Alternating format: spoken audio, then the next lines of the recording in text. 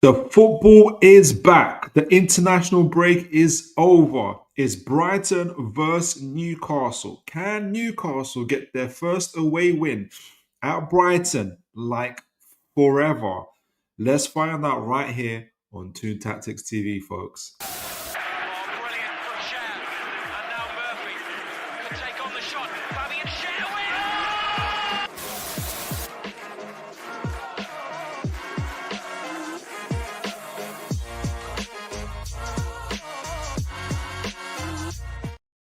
All right, folks. Always a blessing, always encouraging, already to see you all. Always amazing to see the chat buzzing before the show even starts. I've seeing folks welcoming each other. I don't know where you guys are at, whatever you're doing, whatever it is. I hope you guys are blessed, whether you're just waking up, whether you're on your way to work, about to go to sleep, and you need to hear some white noise in the background. And it's Toon Tactics TV, whatever it is, folks, and whatever you're doing. You could have been anywhere in the world doing anything else, but you're right here on Toon Tactics TV. And God bless you, folks. Always an incredible blessing to see you. I am looking forward to tonight. Not only obviously we've got the Brighton game coming up. I'm going to be doing the match preview for that. Lots and lots of information. I've put together tons of slides. I think it's because it's Brighton and it's away. I've got all these slides going. So, but I'm looking forward to sharing that with you, breaking out the game with you, and really, it's you guys that's going to add all the sense in all of this, and all the nuance and everything that we need to consider. So make sure, guys, you, as always, continue to keep the chat buzzing, keep it going. And as always, folks, actually keep liking, sharing, and subscribing. You're absolutely, as you always do. You know our conversion rate is absolutely phenomenal. I think at maximum we had like 15 people watching last show. I think an average of 8 or 9 folks, but I think from the moment I locked off, I think we had like, I don't know, somewhere in the region of like 10 plus likes, 15 likes and stuff like that. So, and we had people subscribe, and folks said, one gentleman that came on said they subscribe, and it's all down to you guys. So big up to you, and God bless you all. Big up, is it BT? Good to see you. God bless you. Good evening, Philip, and all in the chat. Yes. Adrian Pickett, good to see you. God bless you. Good evening, Philip and BT. And Aaron Keith, as always, God bless you. Good to see you. Good evening, Philip and chat. Hope everybody is well. Absolutely, we are, guys. And look. We know what this. Let's not, let's not take too long. Let's not stand to attention too much. We know what all this is about. We're back now. The international games have been done. We're back into the Premier League. We're back into the swing of things. And I want to just start. I want to just talk. I want to see what you guys are saying for this game. Are we prepared? Can Howe break the Hurzeler kryptonite? I got the idea for that when I was doing the dishes. So you guys let me know. Let's talk about it. Right. The first thing I did, and this is in the back of what we did in the previous show when I was talking about how our boys done on international break, and not overwhelmingly, but like mainly, they all played well. Most of them got minutes, and they all mostly, they've all come back by the grace of God without any injuries or anything like that, unless you count Lewis Miley. I don't know what his situation is, because he came back early from his duty for the under-21s. And then what was the other thing I was going to talk about? Luke Voldemar. I don't know if you guys saw the official club release. Like, he's already back in training, doing the football table tennis, and that is really good. So I'm really looking forward to kind of already happy to see the players back fit, performing well, have a general buzz, and that's good to see. So with that, I want to make sure that to start off with, and I'm going to do it for Brighton as well, is to see where are they at physically and mentally as they're going into the game, right? So obviously we knew a little bit about Brighton. This is Brighton's team.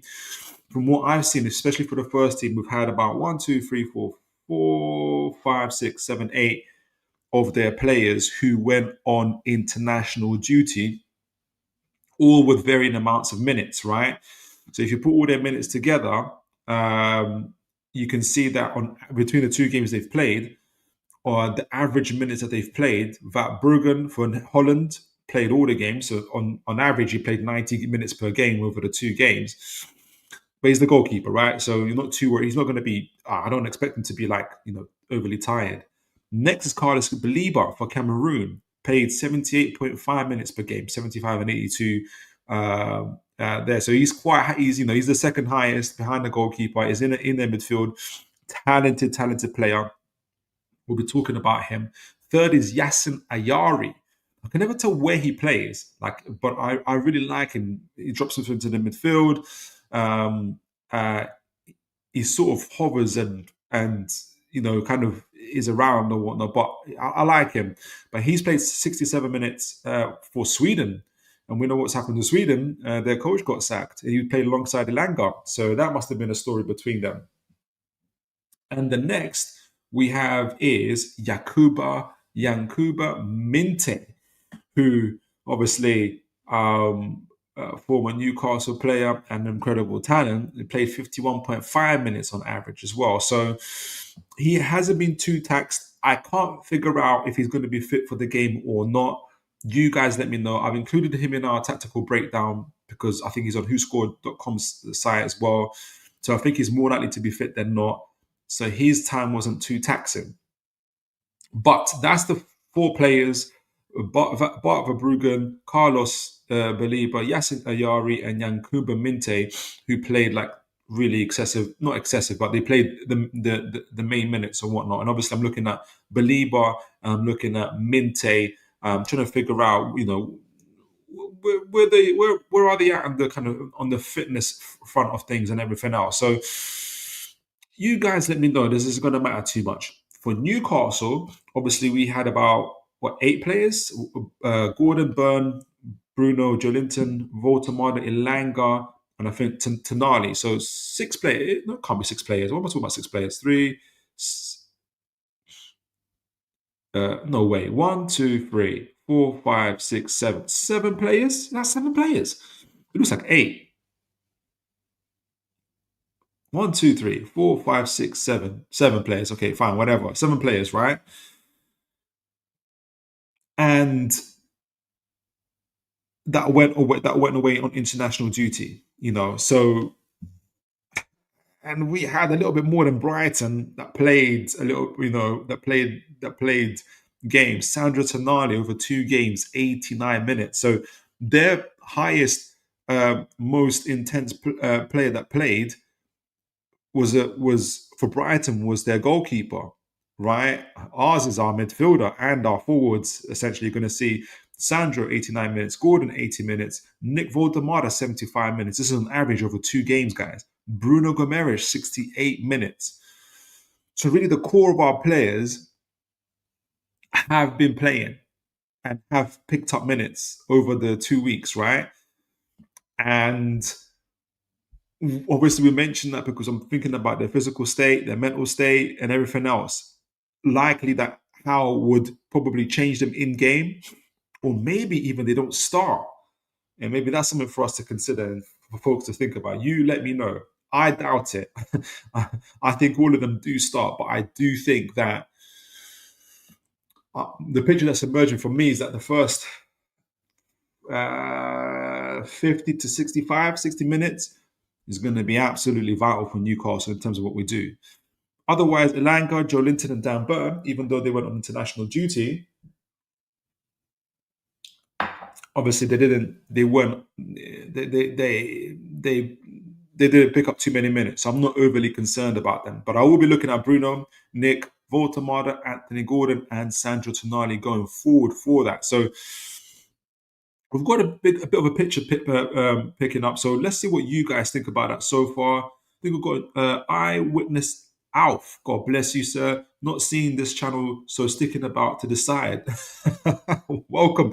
And do let us know your thoughts and feelings. And God bless you, sir. I think I've missed somebody. I did. BT. Hurzeler said you occupy opponents more if you have more players in the last line.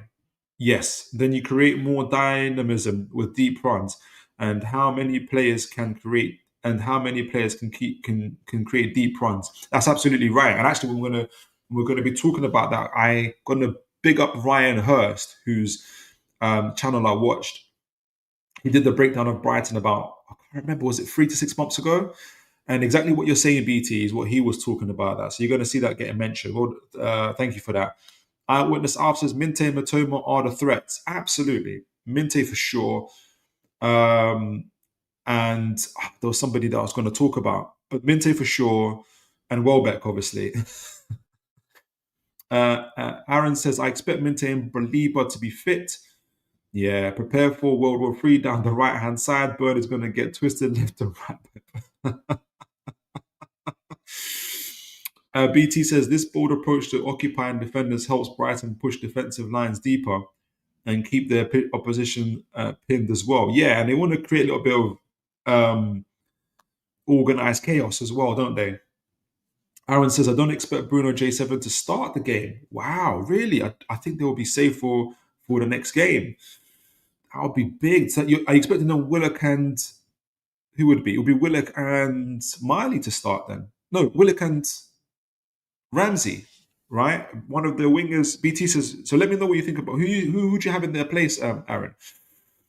BT says one of the wingers will move inward and join the attacking line, and one of the two midfielders, Brighton 4-2-3-1 formation, will also push up to provide support in the box. Yeah, absolutely. And you're going to see. I'm going to show you how that kind of a visual of that as well. Eyewitness Alf says, Welbeck, you beat me to it. Welbeck scores the last 15. That's he comes in when everybody's tired, don't he? And okay, so Aaron says Ramsey and Miley. Ramsey been pictured in training. Yes, he has, and we expect him to start. Okay, let's see. That could be it.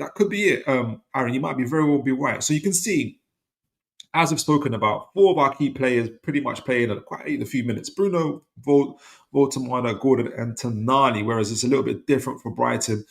Far less intensive on their midfield. The only ones really is Baliba, Yassin, and Yankuba, and Yassin played 51 minutes on average.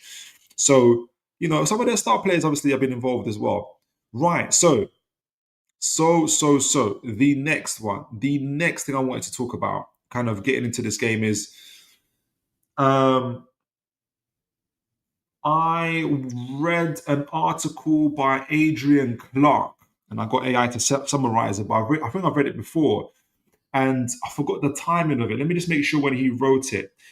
But this was in May, I believe it was. Let me just double check. Please tell me I saved it. Tell me I saved it. Yes, I did. So it was done by Adrian Clarke. Let me make sure I show you guys before I kick off. So I add a little bit of context. So let me come off this. Let me share the article with you. So to give a quick summary, I didn't want to take too long on it because we've got a few things to get through. Let me make sure you guys can see that. Yes, you can. So maybe I feel like I've read this article with you guys before, but this was analysis. Can Brighton beat Newcastle for the 3rd time this season? You're thinking 3rd time. This is last season, right? I'm just trying to work out the month. This was before the game that we played against them when we drew 1-1 at Amex.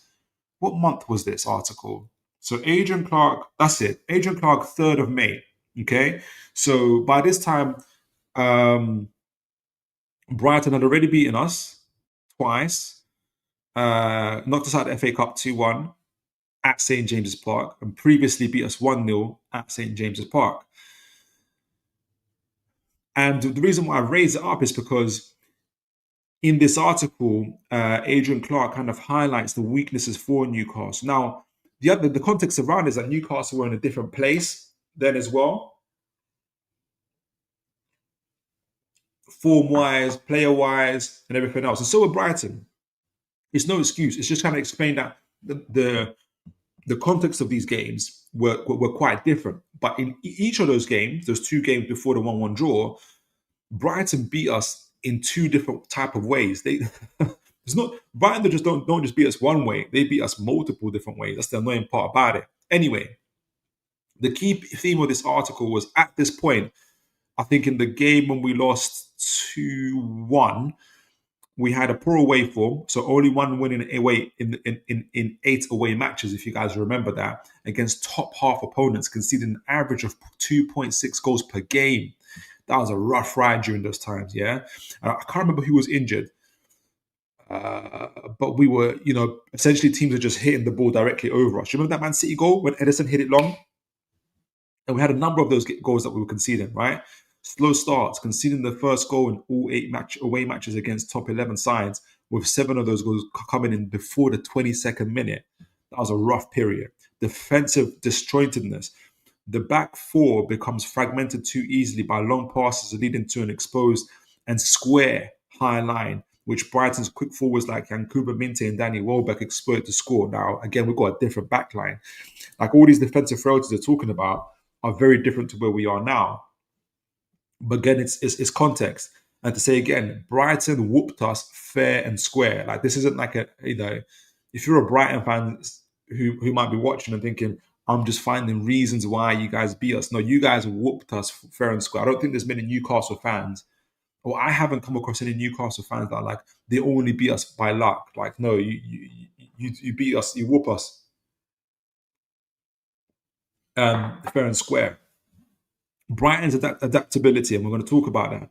Brighton wins were achieved with using 2 different tactics: a resilient defensive counter-attack and the 1-0. So even though we had a higher XG, if you guys remember, we dominated that game. But Brighton, I think it was that Welbeck goal again. Long ball over the top, controlled by Belieber, I think it was. And through ball to Oruta, I can't remember. Through ball to Welbeck against a square back line, standing square on, and obviously great finish from Welbeck as well. And then the second game, and then attack-minded 2-1 FA Cup win, showing they can consistently disrupt Newcastle regardless of the strategic approach. So we just have to be ready for anything when it comes to them as well. And these are the 2 games. The first one on the left is the one we won one. No, excuse me, that they won 1-0. Both of them are St. James's Park, by the way. We had the higher XG, 2.02. They had 1.12. They kind of beat us on the counter attack. The second game on the right, not too far from their XG at 1.78. But then if you see like the shots we had in the penalty box, that was a dire game, right? Not a dire game, but no, not a dire game, but no, it wasn't. It wasn't. I was thinking of the third game actually, where we drew 1-1. That's not fair. The 2-1 game, it was hard. They outplayed us basically. They weren't expansive, and they won. We saw Yankuba Minte tearing up Dan Burn on the right hand side. Like, how many times have we seen that goal? Right? He scored that goal in the third game as well against Livramento this time. And this is it. This was the game that they played. Was this the first game? No, this was the second game. The one they won 2-1. And remember, again, that, they worked it well down that right-hand side. It went to João Pedro, who picked it up in the central area here, right in between our midfield and defence. I think it was Burn, couldn't get out to him earlier enough. Yankuba Minte through the right. Again, defence was square on. A direct ball forward into that space. Minte runs through and gets the goal. Just again and again and again. Again here, and this is again in the same game. That I think in the extra time, I can't remember when this. I think it was extra time. Ball through the middle, defense square on, meaning flat lines, which Newcastle actually like to do, and a lot of teams struggle against that, apart from Brighton.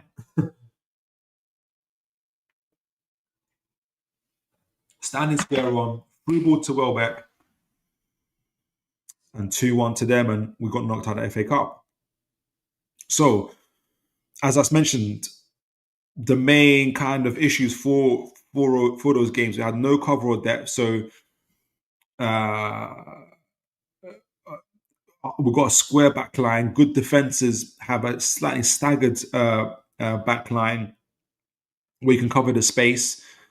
I think we can do that a little bit more. We're going to talk about Botman and Chow. It's going to be a different partnership to Burn and Shaw, for instance. So let's see how that plays out. That's going to be interesting. And easy to break. An opponent only needs one precise forward pass. This is obviously speaking back in May. I don't know if it's going to be the same case in this game. But you guys let me know what you think. To slide through our entire line open, since all defenders are level, they're all beaten. So we're all like this, ball over the top, Welbeck or Ruto or a Minte pick it up, and it causes all sorts of problems for us. Can we make it different this time? You guys let me know. Maybe I'm putting too much faith into Botman and Shaw. You guys let me know, but I do think it'll be a little bit different. So those are the main issues in those first two games against Brighton. It was just that's the common theme. Even though the strategies were different, one was counter-attacking in the first game, 1-0. The second game, when they won 2-1, it was more expansive. These are the weaknesses that kind of repeatedly for Newcastle that kept on coming up. And that's the third game I was going to talk about. I was going to go to it, but I think the main thing is, yes, we had the higher XG, so we created more chances, but those chances were, obviously, one of them was the penalty and then a couple shots from Harvey Barnes, and everybody will remember that. Again, it was a tough game. It was a tough away game to watch. We were on the brink of losing, and we got that penalty.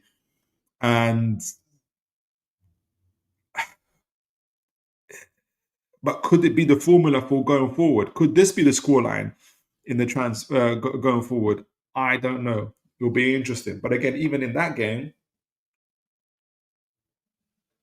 Minte scored that goal down the right-hand side. And it wasn't Burn this time. It was Livramento he tormented. So it seems like it doesn't matter who plays down our left-hand side. I think this time it might be... Would it be Trips? No, Trips will be on the right. Who's going to be our fullbacks? So yeah, it'll be Burn.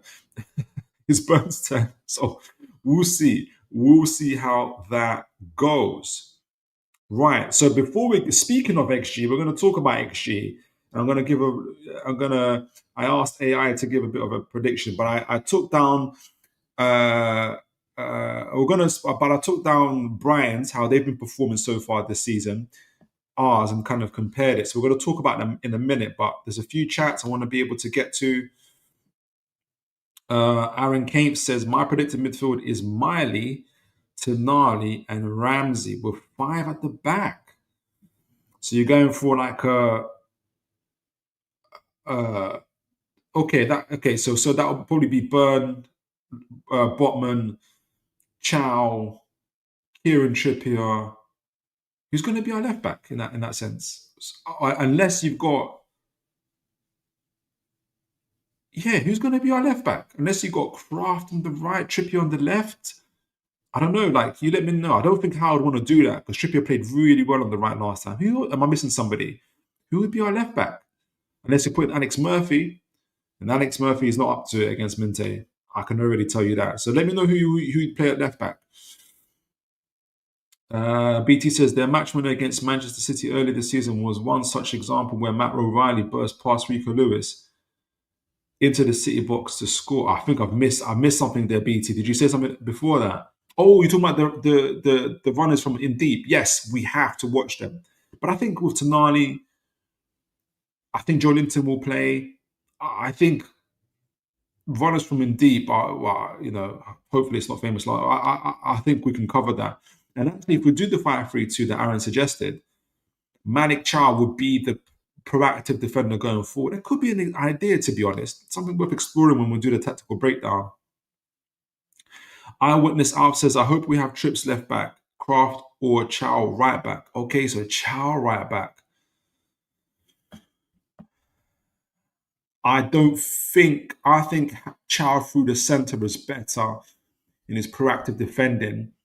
In my opinion, I think Trips is better on the right and building up those attacks with Elanga. I think we have to work out a way for someone to go on that left-hand side. I'm not sure who would be at this moment in time. But we have to figure out something. Aaron says, with the travel from Japan, I don't see them being thrown straight in. Oh, Matoma. Yeah, that's the other thing. Like that, he hasn't even landed yet. That's the thing. But then we could say the same about Bruno. Bruno was in Brazil. Bruno and Joe Linton were in Brazil. So I don't know. Liam Knowles, good to see you. God bless you. I think we'll go 4-3-3, full strength midfield. Positive result needed before Benfica, momentum key. Exactly, especially when the next three games are home games, right? You're exactly right, Liam. I think momentum is absolutely key in the next 3 or 4 games. Brighton, Aaron says Brighton are one of the bogey teams. Snap your hands off for a draw. You know what? The other day, I think me and Mitch were saying that someone said, "Are they a bogey team as well?" I was saying more like they're like our, they're just a good team. Like, we both come back into the Premier League together, or we came back and they came in. I don't know if they played in the Premier League before. I don't think they did. So, kind of look at them as peers. Like, they're just a good team. But I know what you mean, though. Would you take a draw? I wouldn't. I wouldn't. I won't lie to you. Liam knows West is best. Jet lag, not a thing like coming from Brazil. Okay, I see that. I see that. I didn't know that. Jolinton screening for BDB needed 1,056%. I think we're going to see a Jolinton masterclass. This might be the game for Jolinton, actually. I think we're going to play to his strengths. BT says the average Brighton possession sequence is about 3.5. Is it only 3.5 passes? Making them one of the most dynamic sides in the Premier. Is it really only 3.5 passes, BT? Really? That's low. They must be overly direct. That's overly direct.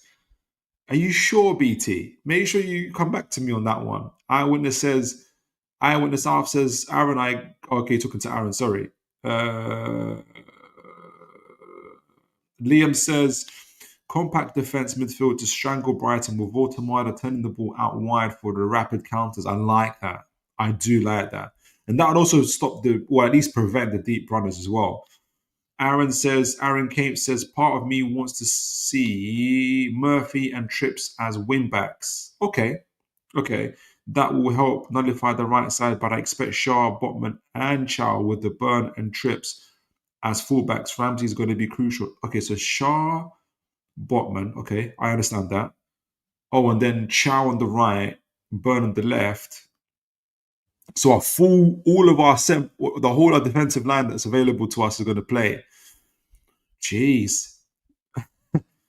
Let's see. I don't know if Howe will go that. I don't know. I just don't see Howe as. I think he would have learned a little bit from the Arsenal game. I don't think he wants to give a team too much initiative. I think if we set up to contain, we end up doing that.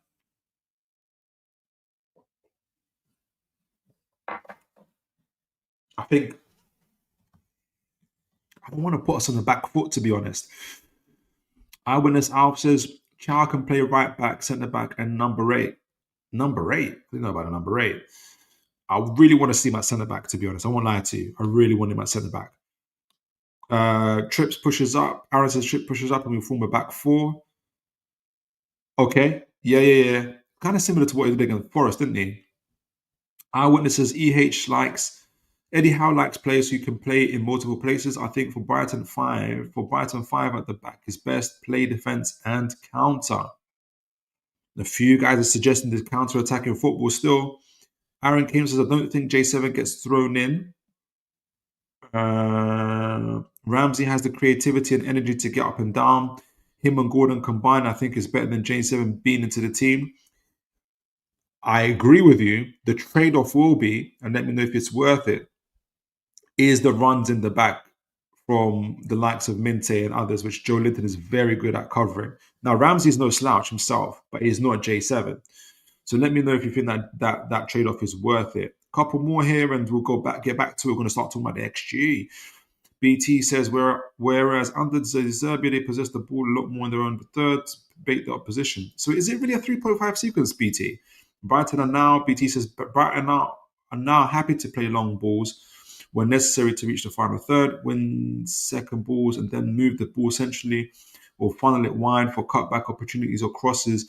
They're a versatile team, BT. I agree. They're a versatile team. Liam says, After Leeds, I don't think Howe goes five at the back unless after Leeds and Arsenal, honestly, isn't it? Arsenal, unless Arsenal City away stunts our play too much. I tend to agree. Unless we do, and Bournemouth, guys, you remember Bournemouth? Jeez, Louise, bro. um, okay, so I mentioned XG because I think it's a good indicator to see how teams are doing, both defensively and offensively, right? And for the folks that, again, I'm no XG expert, but for the folks that are not fully are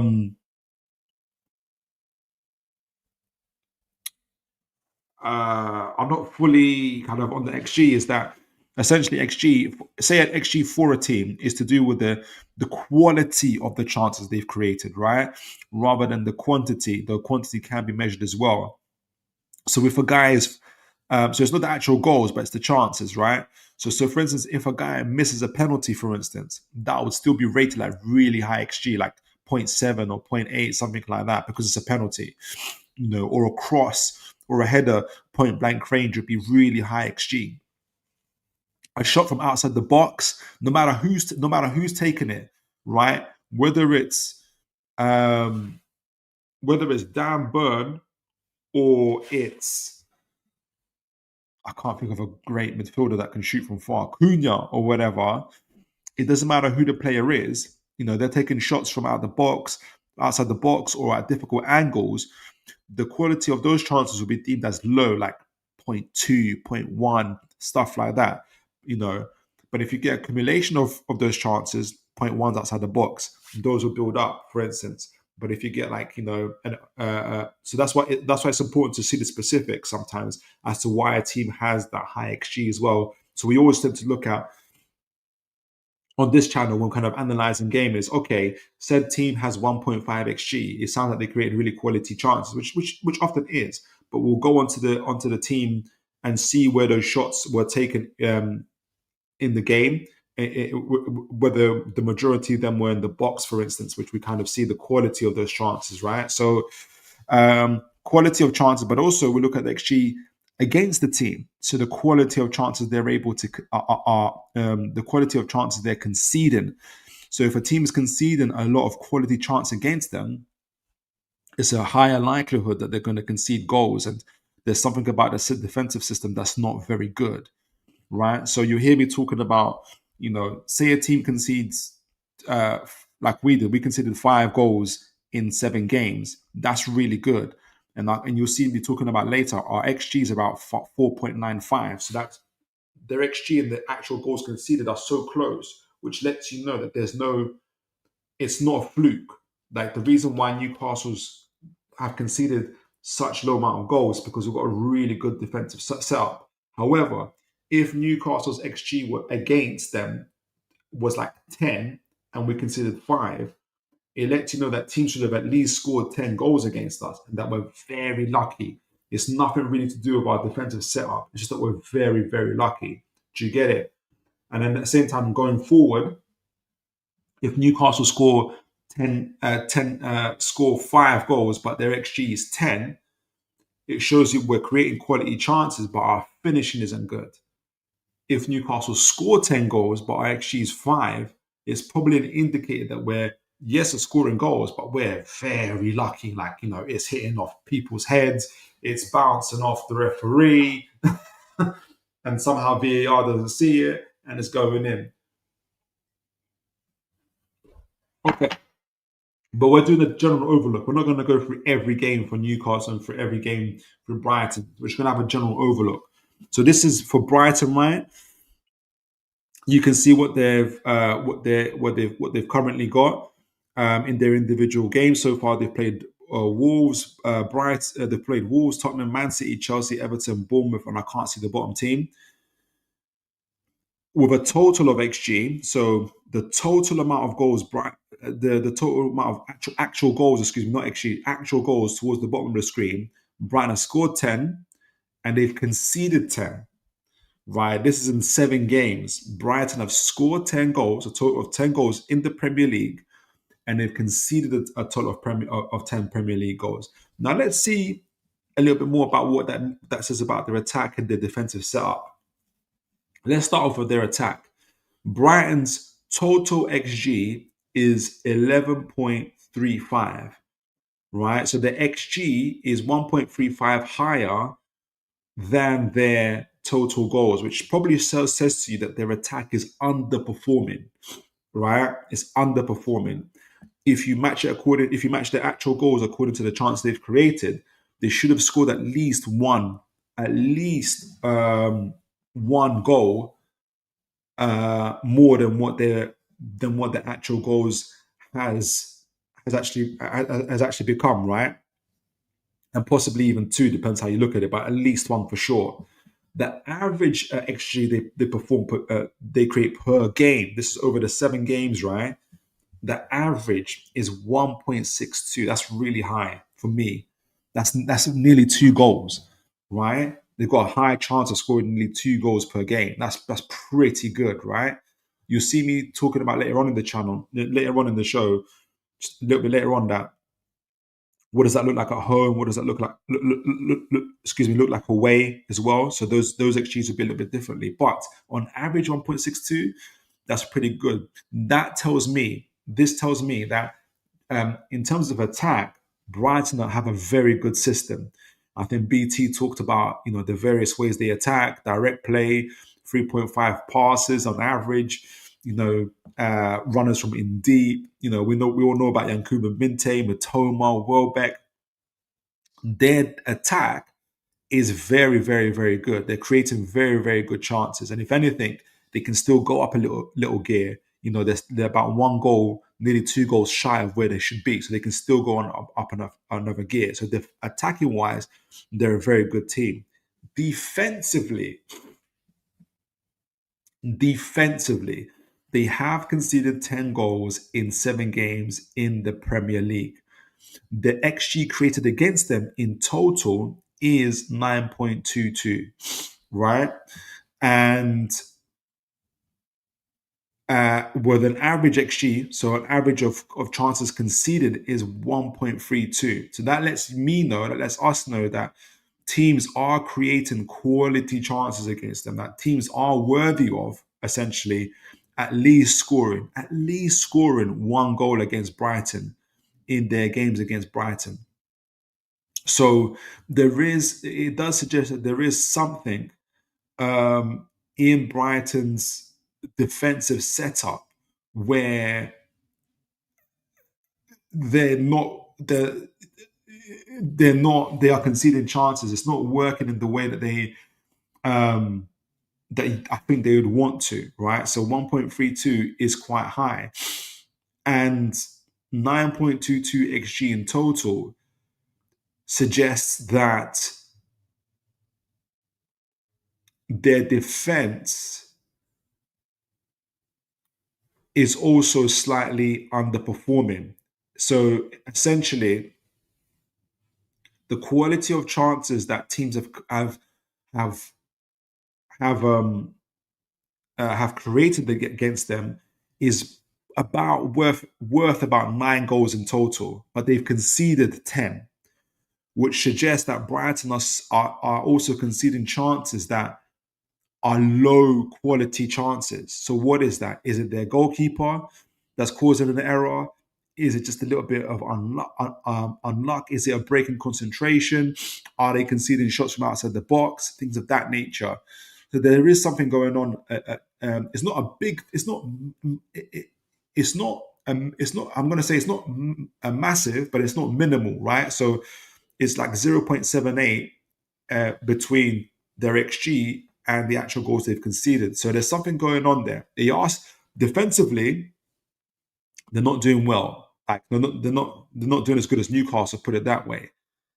But they're also conceding what appears to be low quality chances as well. So what is that? Like what is happening with them? Like for that to happen. So that's a curious thing. So great attack. They're worthy of it. If anything, they can step it up as well. But defensively, I think there's something wrong in their structure, and they're also conceding low quality chances. So read into that what you may.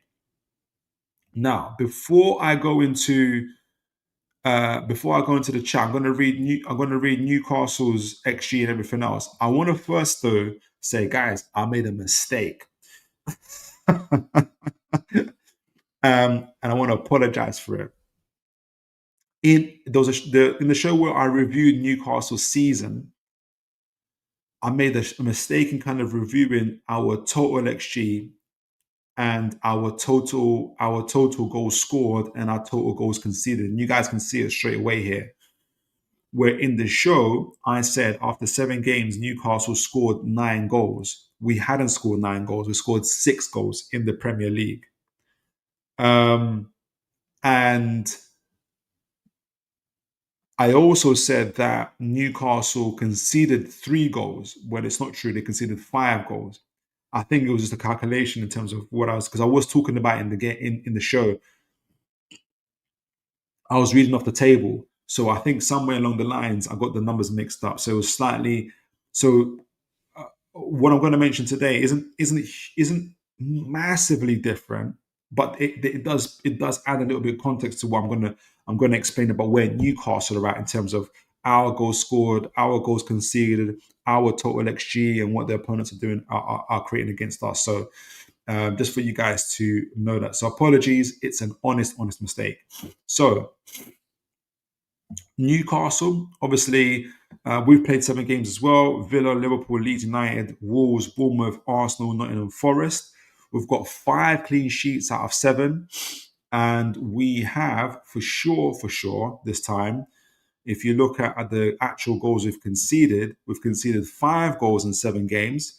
And we've scored 6 goals out of 7 games so far this season. Starting off with our attack. Total goals scored at 6. Expected XG from 7 games in the Premier League alone, Newcastle are on 8.99.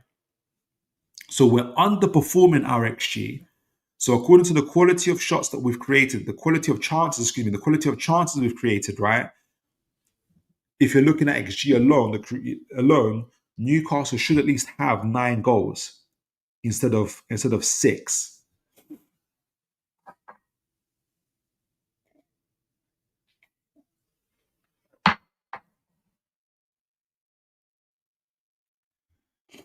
So we're underperforming the quality of chances we're creating. And I think that's probably fair to say if we go back quickly at some of our games. 1.43 against Aston Villa away, the first game of the season. Villa had a player sent off as well. We created the better chances in that game. But again, it was 0-0. We created some chances there. We should have got something over the line in that game. If we look at, that's probably the main game, to be honest. I'm just looking at other games. That's probably the main game, I would say, where I think we were a bit unlucky not to get something out of it. A little bit more in terms of goals scored for sure. But possibly the Wolves game, even though we won that game, but possibly the Wolves game, 1.55, greater than that. So there's something in that. But as you guys know, I was saying in the last two games against Forest and against Champions League, we scored 6 goals in 2. So for me, there's potential. There's green shoots of recovery, as my friend Terry Flewis likes to say. So we're underperforming our XG, so we could be getting more goals. I personally think we're on the road to getting more goals, but that's where Newcastle's attack is. So there's definitely room for improvement, and there's definitely potential for improvement. Voldemort has obviously hit the ground running, but I think Gordon, who's scoring everywhere but the Premier League, needs to get onto the score sheet. Ilanga, I think, is showing potential. He needs to get himself onto the score sheet. So we need our forwards to jump on the same train that Mr. Voldemort is on, in order for us to in order for us to start getting goals. So there's a lot of potential there for us to get those goals. So I'm kind of positive about it as well. Right, defense. And just to say, in terms of our attack, just back to, so if was there an average? I wanted to get an average for what we're doing. I had an average for our attack. I think we're creating, I don't want to say, because I had the average and it's not on here now. That's annoying. Let me just see the average, because I think Newcastle are creating on average per game. I had it on here. What's on average Newcastle are creating? Where are you? Where are you? Where are you?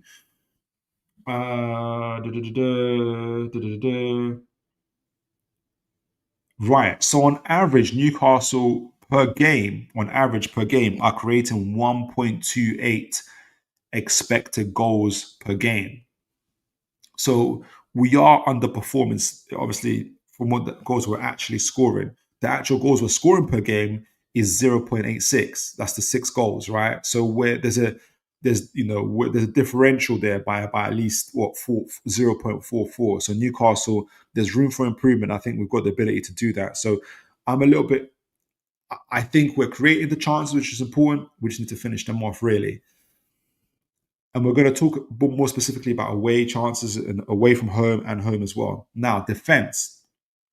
I'm going to get to the chat in a moment. Defense is where there is no.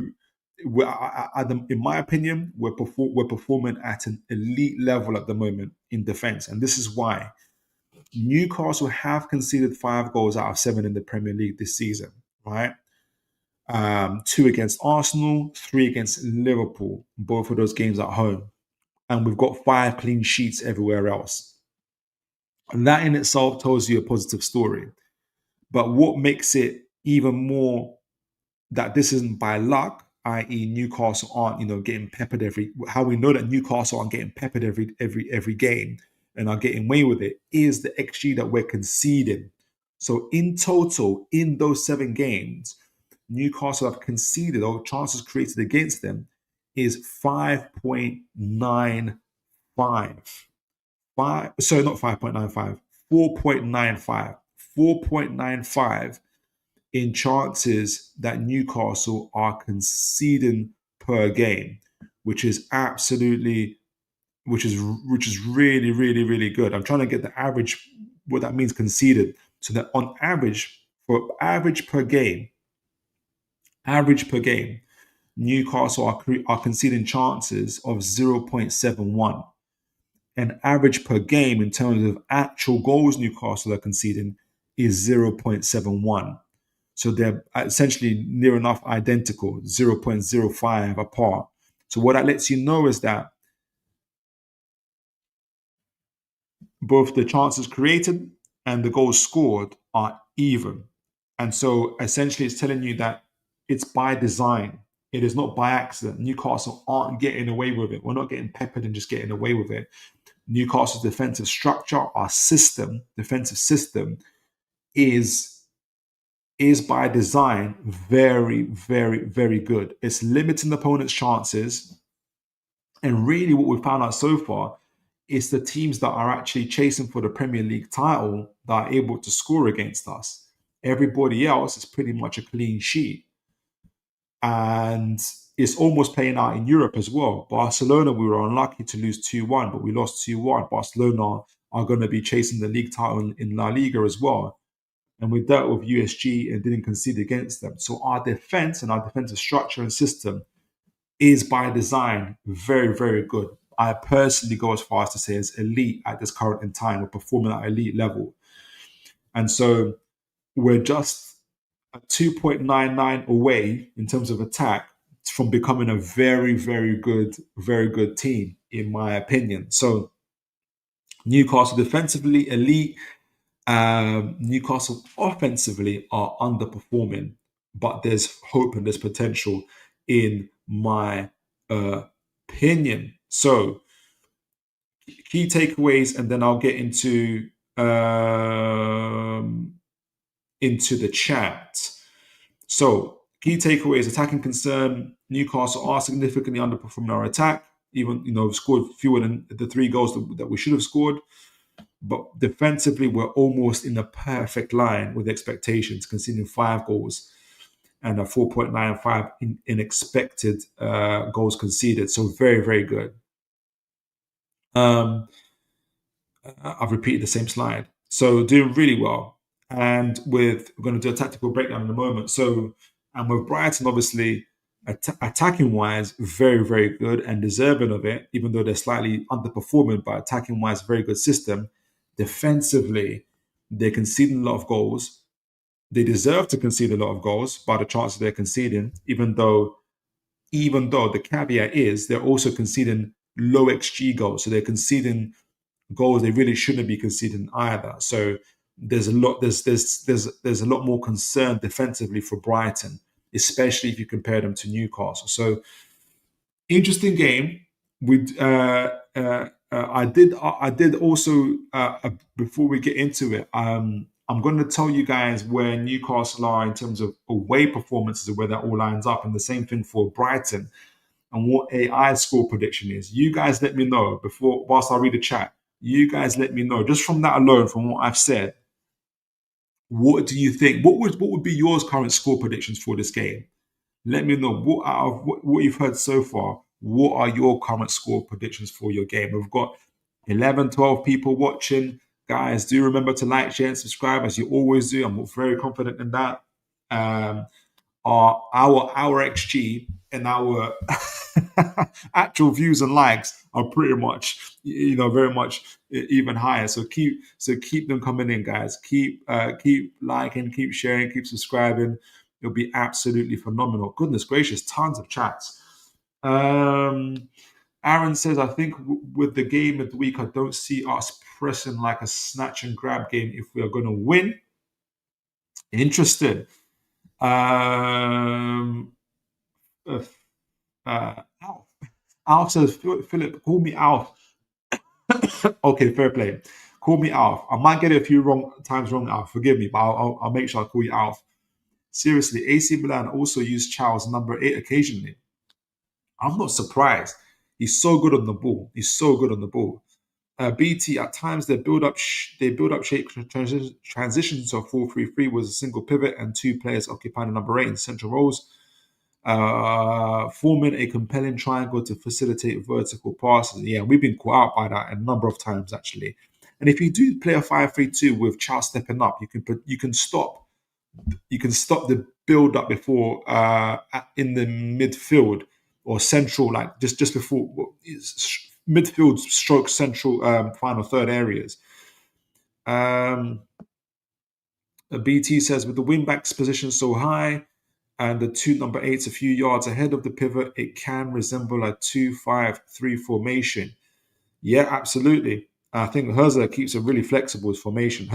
Speaking of Hurzeler, Hurzeler emphasizes quick transitions from the back, with the fullbacks pushing up to create wide overloads, ensuring small ball progression. Absolutely, you're taking away all my takes, BT. But keep them coming. Aaron says J7 hasn't been great this season for me so far. I agree. Lots of room to improve there for him. He's just come back from Brazil. I'd rather bring him on with 30 minutes to go. Time to use our squad. The trade-off is worth it because we lack creativity. Fair play. Thanks for responding to that, Aaron. Fair play. Alf says, subscribe. Big up, Alf. Thanks for the subscribe. I like this analysis. God bless you. I appreciate that. That's really encouraging. I always welcome encouraging comments. BT says Brighton plays with the idea of extensive passing, trying to play vertical passes up, and we suffered from that. The pitch to expand central areas rather than trying to work it out with the wing back. Yes. Yeah. And that's the other thing.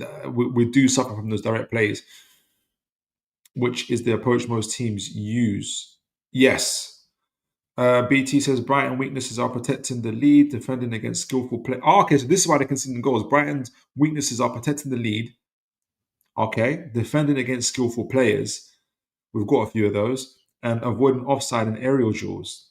Okay, so there's points of exploitation there for us. I'm going to keep that in mind when we do the tactical breakdown. Do remind me of these things, Brighton. Brighton. I've got Brighton in my brain. BT when we do the tactical breakdown. Liam Knowles says, any thoughts on Sansu's assist? Amazing. Love it, love it, love it. For under 21s against Mansfield, cold. Wouldn't surprise me to see him on the bench at Brighton. Absolutely. Absolutely. Because I did before that game, I was seeing a few kind of concerning comments from folks that watch the games. You know, they're a bit worried about like those performances and stuff like that. But it was good to see him get that assist. And the question of can you do it on the cold night in Mansfield? Well, I can't remember if it was in Newcastle. The answer is yes, you can. Alf says, remember we played 3 games without a real striker. We did, and I think that's what we're talking about. Not not getting the wins, not getting the score lines. Absolutely, but I do think also Elanga and Gordon in the Premier League specifically, we need to get some goals out of them. Aaron says, if we had a striker, I think we'd get a result in the Liverpool and Villa game. Absolutely. I agree. Alf says, good shout, Liam. Yeah, good. Aaron says, Chow and Botman are elite. I fully endorse that message. So let me know what you guys are from. Good to see people sending in their scores, predicted scores. Alf says, another possible, if 5 at the back, is Murphy right back. So I like that. Does that mean Trippier goes to the left? The only reason I hesitate to put Trippier on the left is in the Forest game, he played so well. And I still remember the passing map. He had 70 touches in that game.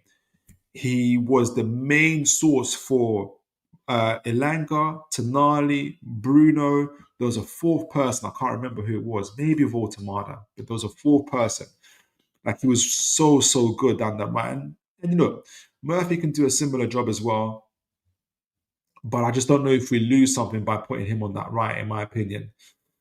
Or the trade-off. Is the trade-off worth it? BT says, over the 38 games from last season, we conceded 1.24 goals. We did.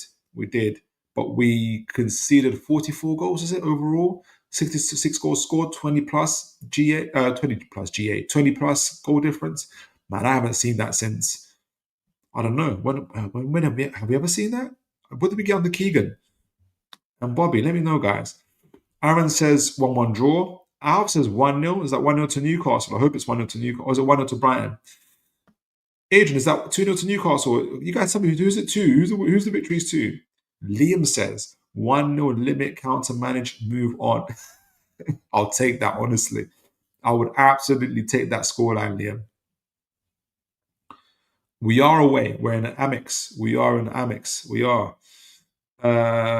Adrian says Tripp's presence at RB has been a big factor in Chelsea and Lynn. So I think so. It's honestly, I wish you guys. I would have put the passing up. Like he was phenomenal. I mean, I think I gave. Who did I give the? I might have given it Voldemort the man of the match or Tonali, but for the guys that watch the show know that when I looked at the passing map and how key Trippier was in that game. You know, if someone said I put Trippier as man of the match, I wouldn't argue against it. I would not argue against it. Right. So let's get on with the tactical breakdown. Actually, there was something I wanted to also say, because I've been talking XG a lot. I wanted to specify it too. And you guys have helpfully sent in your score lines. What I wanted to say as well, because I thought it would be on here. It's so annoying. I can't believe I didn't put it on here because I wanted to specify it to away games, but I guess I didn't do it. That's annoying. Fine. So this is. Let me say this to you guys. Just remember that Brighton are playing at home. So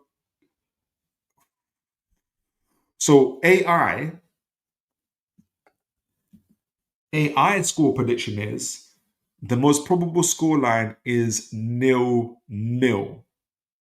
So AI predicts it to be 0-0. And the reason why it does this, it says the statistical projection which factors in each team's average attack or defense strength and the home or away split. So Newcastle obviously playing away, Brighton are playing at home, suggests a very low scoring match. Brighton's predicted XG, this is Brighton's expected goals when facing Newcastle away defense. So defensively, Newcastle are very good. So Brighton are predicted to have an XG of 0.60. So they give Brighton about a 60% chance of scoring a goal against Newcastle, which isn't bad. Which isn't bad. It's pretty good, right?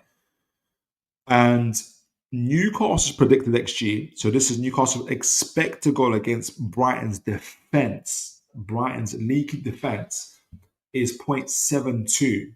So they give Newcastle a 72% chance, essentially, to score against Brighton.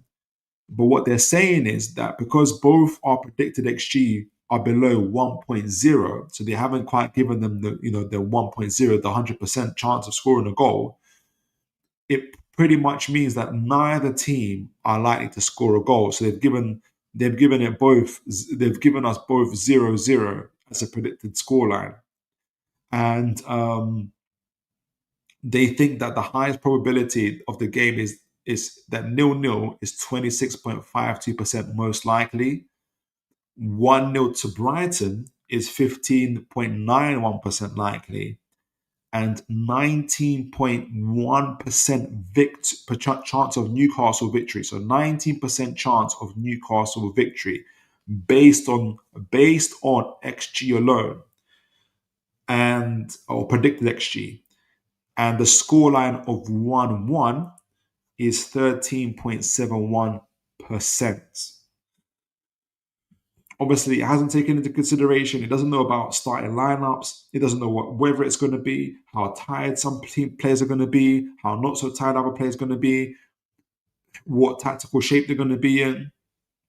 It's just talking about the XG, the predicted XG. So let me know what you guys think of that. And when we're talking about lineups and we're talking about where the players are likely to be at in terms of physical strength and mentality and everything else, that's what we're here for. That's where we're going to provide the nuance and talk about it. So let's talk about it. Let me just before we get into that, I've got a few folks in the chat, but let's talk about let's begin with the tactical breakdown. Already a few of you have got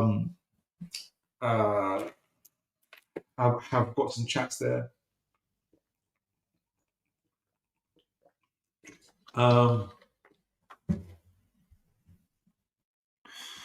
Alf says Murphy and Trips, LB and right back. Okay, and I think for me, I'm so hesitant to put Trips at left back when he's playing so well. Aaron says I wouldn't be against Jacob Murphy right wing back and Trips left wing back. So I've got a couple people endorsing that. Liam Knowles says in the ground thoughts on Trips versus Forest. Oh yeah, Liam, you went to the game. Okay, let's do it. Let me hear this. In the ground thoughts on Trips versus Forest. Was slowing the game down too much, holding instead of releasing the Langa. Okay. Second half completely different, but frustrating at times. Okay. So Liam, what's like your conclusion on that? Do you think Trips gets better from this? Do you think this was a case of just getting used to the system, them getting used to each other? Do you think maybe Murphy does a little bit better? He's a little bit more quicker with the release, because I noticed that watching the game when Murphy came on, and I know it's a cameo appearance and the game is probably a little bit more stretched at this time, but there was, at least from what I remember, Liam, Murphy created at least 2, maybe 3 chances. The Barnes 1-on-1, the header, the Chow point blank range. There was another chance I think he created as well. Or would you stick with Trips? Let me know. BT says our best under Eddie Howe was conceding 0.87 goals per match in the Premier League. At the moment, we're outperforming that by a long shot. Right. as I promised, let's add some context to what AI and XG and predicted XG. As you know, we've already started. Liam providing the actual in-game analysis, and all of you guys as well talking about players. We talked about already the where the players are likely to be in their physical condition as well. At least four of our players have been playing 60 minutes up on average over two games internationally. So they're not. I'm not expecting them to be at their sharpest, or maybe they will be. I don't know, because when I hear players talking, is that a lot of them also say that it's great to be playing 2-3 games a week because you stay sharp, you stay fresh. I don't know. It's good to see Voldemort really start training. We didn't see Bruno and Joe Linton, obviously, but I don't know. I don't know. A lot to unpack. So I know you guys are going to help me do that. Okay, so Brighton, and big up to Ryan Hurst. Ryan Hurst is from Ryan Hurst's channel. He did this 3 to 6 months ago. So there's going to be some adaptations, but I really like the breakdown he had of Brighton and what he said. So big up to Ryan Hurst. He does a lot of football analysis and everything else. I like his style. I like what he says. So big up to him. Right. So he talks about Brighton from the build up as well. And I think a lot of the stuff BT was also saying, but Brighton from the build up, and what they like to do is to have at least, in terms of outfield players, 6 played out from the back, but they have a ball playing goalkeeper. We all know about the ball playing goalkeeper because we've bought one ourselves. And this is a little bit of what I think Eddie Howe would love to do with Newcastle. With the goalkeeper, the 6 outfield players turn into 7. So they end up outnumbering their opponents and are able to play out from the back fairly, I say easily, but fairly well, right? Van Bruggen would often join the 2 centre backs, Webster and Van Heck will split up. Van Bruggen will go through the middle, and you'll have that essentially that 3 outfield players from the back with the 4 from the midfield joining in, and you'll see a lot of the midfielders, the central midfielders joining in to help them play out from the back as well. Either Henshaw or Baliba, and oftentimes they'll be quite staggered, so one will be a bit more deeper than the other as well. They do that really well against us, and you're going to see some clips or some pictures of them playing against us in St. James's Park. So they're really, really, really, really good at playing out from the back. And when they do it like this, it gives the opportunity for the likes of Mitoma to join in when Lamptey, because Webster pushes up, Van Heck pushes up, it allows Lamptey and Veltman to push up, which in turn has a ripple effect on Mitoma being able to push up down the left side and Minte down the right side, joining the 2 attackers. So even though what they end up doing is outnumbering the opponents in their third and playing the ball out the back, but also have at least 4 players in the opponent's half. So if Ruta, it's got Pedro on here, so that's it was a long time ago. It wouldn't be Pedro this time. It would be he'll be Ruta or Welbeck. Yeah. So if you're Welbeck, you get a ball either pass through the build up or a direct ball, as they do as well, a direct ball to you. You have at least 2-3 players around you that you can knock down the ball to, and we know that because we've experienced that at St. James's Park, annoyingly and frustratingly. So from their build up is really, really good, and that's something for Eddie Howe to manage. And I want to see what you guys have as solutions for this. My basic one is let them play out from the back, and we congest the midfield. That's my one. It's as easy as that. That has its trade-offs as well. We're a little bit close to our goal, and you don't want to see them dictating the play too much. That's where sharpness, especially in the midfield area, is going to be so key for us. But I think that would be one solution. But let me know what you guys think. And this is another picture of that. This is them actually playing from out the back. Again, big up Ryan Hurst for this. And this is how it looks like. You see Baliba, and I think it's Hinshelwood, I think it is, or is it Aya? I can't see what from what number is Hinshelwood? Oh no, it's 41. So I don't know whose number 26 here is. It might be Aya. But again, Van Bruggen joins in. You got either Webster and Heck on the side. You got the two midfielders. You can see Lamptey here in the corner, and you can imagine the other geezer, Veltman, is somewhere down here out of screen as well. So essentially, you've got 7 players outnumbering. And for Southampton, yes, the players come to press the goalkeeper. The goalkeeper's has gone direct, and he's good on the ball anyway. He could have passed it to Webster here if he wanted to. The options is there. He just chose to go direct. I think because he saw a run out of screen here. But this is how it looks like for them in terms of their build up. Really good in the build up. Really good. And this is against us. So again, you can see Belieber here dropping in. I think this is Hishelwood. The two centre backs, Van Heck this time, and Webster. I think Lamptey is again out of screenshot here, and possibly Veltman is also out of screenshot here as well. So this is them building up from the back, and this is what Newcastle did. And if I don't know if you guys remember this, in that first 30, 40 minutes against Brighton, we were lucky. This is the FA Cup game. We were lucky not to go 2-3 goals down. They were playing so easily through us, and they were outnumbering us consistently in the middle, and they just kept them rotating and rotating. And you can see Lewis Miley playing this game, and he was out of his depth a little bit in that midfield as well. He's grown now, he's matured now, and it'll be interesting to see if he does play, if Eddie Howe does trust him to play. That would signal to me that he trusts Miley to deal with this. But I don't think Miley does play. Joe Linton, you can see pushes. It's Joe Linton here that's pushed up to support Isak, who's closing down the goalkeeper. And I was thinking in this game, this is partly the reason why I'm not overly, what's the word? I'm not overly interested in us like pressing up high and taking the ball this way, because I just feel like it doesn't bear any fruit. We're already out, even in this situation, we're outnumbered.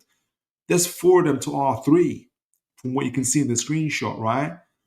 Van Bruggen still has the option of getting it to Belieber, maybe a little bit into the space here for Van Heck. Yes, Joe Linton will be on him. That won't be great. Or a chipped pass, which he's capable of, to Veltman, but though you don't want to risk it. But the ball maybe to Belieber, or if Miley chooses to follow Belieber, he's still got enough space there to get it off to the other midfielder. So you guys let me know. Maybe there's a way to press that helps and does it. And I think I see something from Liam here. Our press has changed your voter. That's true. That is very, very true. That's why it's great to have you guys here. Our press has changed your voter. Trigger points 10 yards back. More like Wood season. That's a great way of thinking of it, actually. Better for us against a team like Brighton looking to play through. Yes. I like that. So do you kind of see, Liam, and others as well, do you guys kind of see us more taking up a mid block, if you can call it that?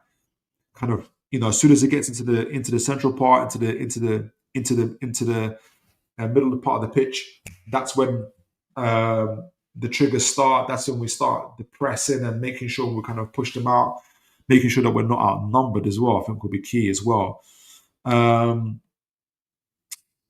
BT says, let me know. BT says, we have played Brighton 16 times in the Premier League, only winning twice. Thank you for reminding us, BT.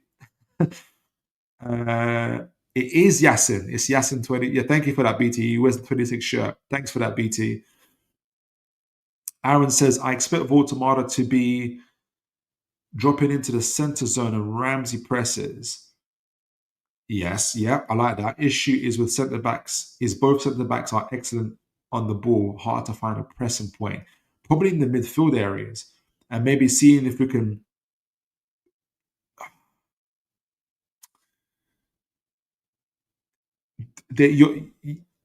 Yeah, it's going to have to be in the midfield areas. It's going to have to be in the midfield areas. I was going to say, because I think most of their players are good on the ball. I was thinking of a player who would be a weak point, but there's not too many. There's not too many. There's not too many. Right. So this is them out of possession. So not pressing quite yet. It looks like it's pressing, but it's more like out of possession. And I think BT talked about this earlier as well. So they kind of looks like a 2-4-4 out of possession. For me, it's quite an aggressive formation, but it works really well for them. Van Heck and Webster.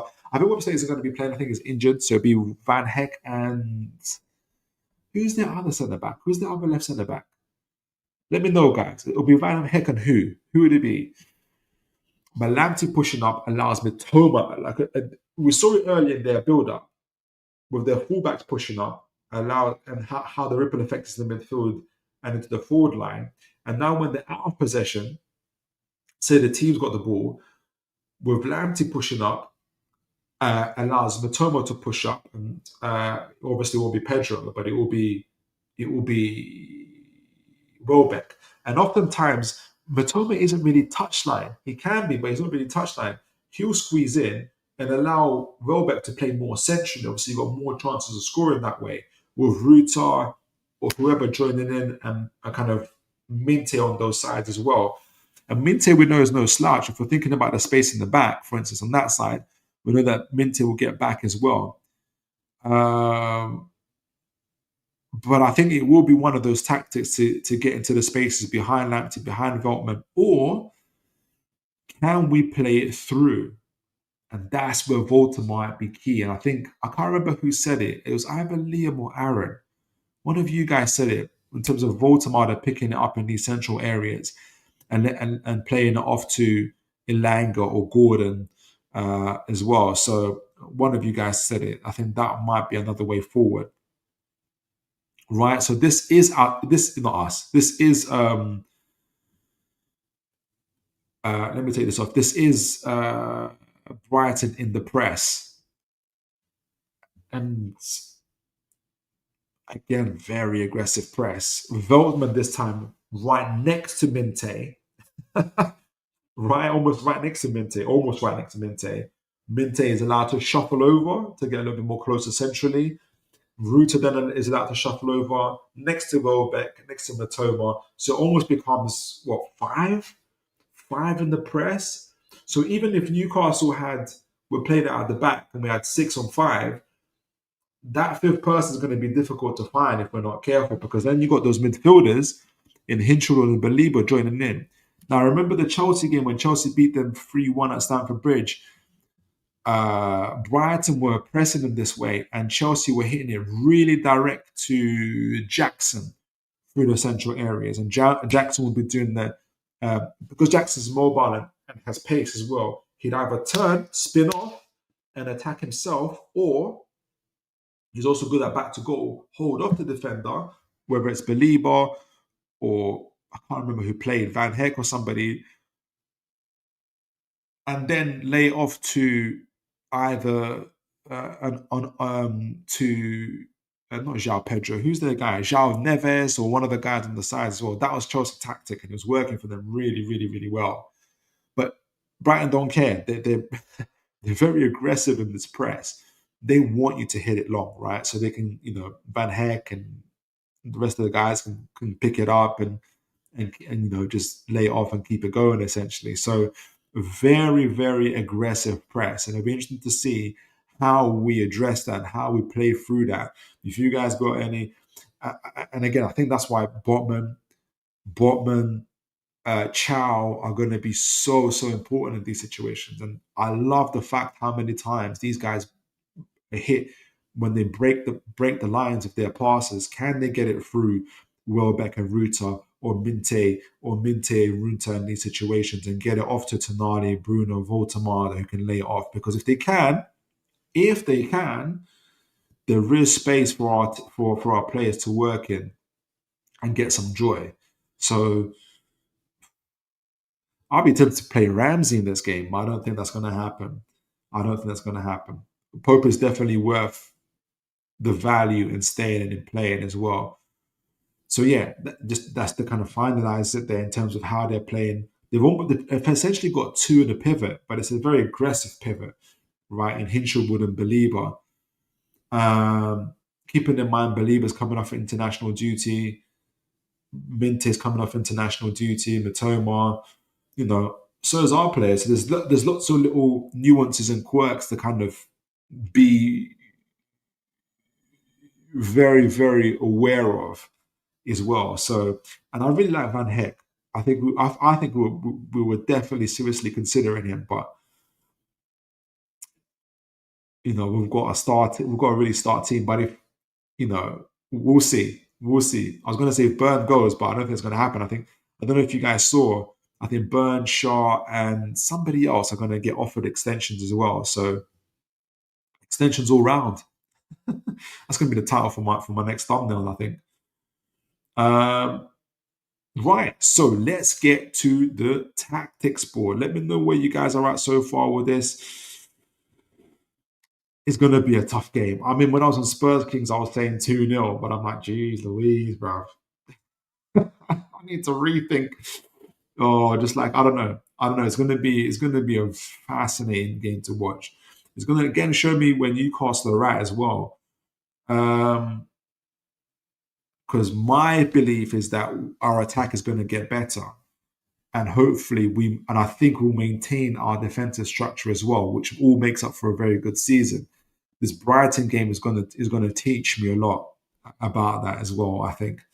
So let me see what you guys are saying in the chat. Liam says mid-block concentrated on defensive stability means lower numbers of chances, but being clinical. 22-23 season with Wood was team first. I agree, and it might be also suitable for potentially weary legs in that situation as well. I'm in agreement there. I think we're gonna go. Would you go for the 5-3-2, Liam? And others are suggested by Aaron and Alf, or I think you said the 4-3-3 actually, didn't you, Liam? To be honest.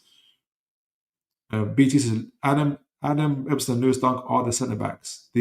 Webster's injured though. I swear Webster's injured. Let me know if he's injured or not.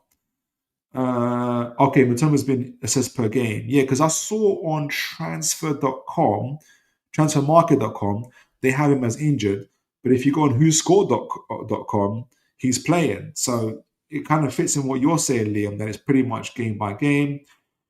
New Baddock says literally a bogey team. I think they're a good team. But Big Nick seems to give no hoots, smashing it. Absolutely. I absolutely agree with that. Dave Barter says Botman and Shaw will keep them out. I feel it's a win if we can score. I like those odds. Dave, and God bless you. Good to see you. Excuse me, folks. Let me get some more water.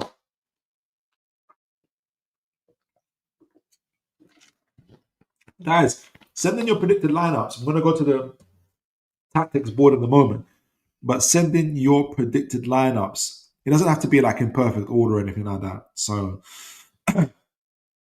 Van Heck, Liam says Van Heck's head goes west that time. So does Gordon's. So let's see how they go up when they play each other. A mistake can make him flap. Last time he made Gordon flap. So let's see what happens. 4-3-3 all day for Liam. BT says Webster suffered an ACL. Jeez, injury during the preseason training camp.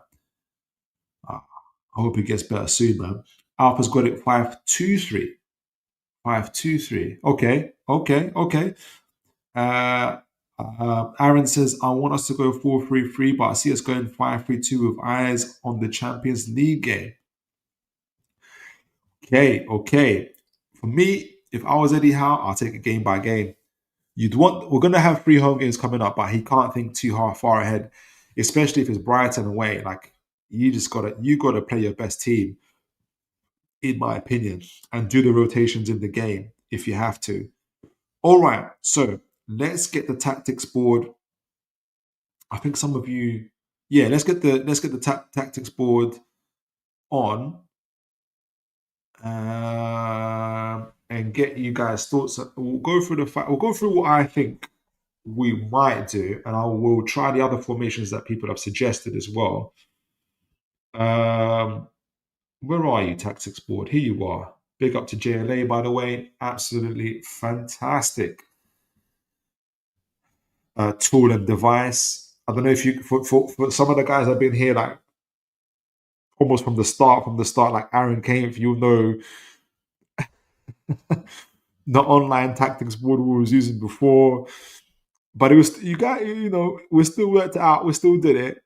And we're slowly, we're slowly but surely upgrading the show where we can. Okay, so let's do this. Let's start. And I'm going to be flicking back and forth because the way the screen comes up on here, I can't see the chat straight away. So I'm going to be flicking back and forth. So apologies, guys, if I have a little bit of a delay in answering the chat. I am going to get there. So they talked about the build-up for Brighton essentially being Belieber and Ayara will drop in a little bit. Van Bruggen will drop up a little bit, allowing them to push up a little bit. The defense the two centre backs will split up. We've got I can't pronounce his name. A lot of hype around him though. I haven't seen him play, but there's a lot of hype around him. Cooper will push up. He's their left back. Veltman will push up. He's their left back. And what that allows to happen is the likes of Mitoma to push up as well, Minte to push up as well, Gomez and Welbeck, and they kind of get into these type of situations. And so it becomes very, very, it becomes almost a 5 in attack, 5, depending if he comes up a little bit further, or a 6 in the build-up with 4 in attack. So what they would want Newcastle to do is Voltemada goes up like that, Joe Linton does Joe Linton things and pushes up, Bruno pushes up.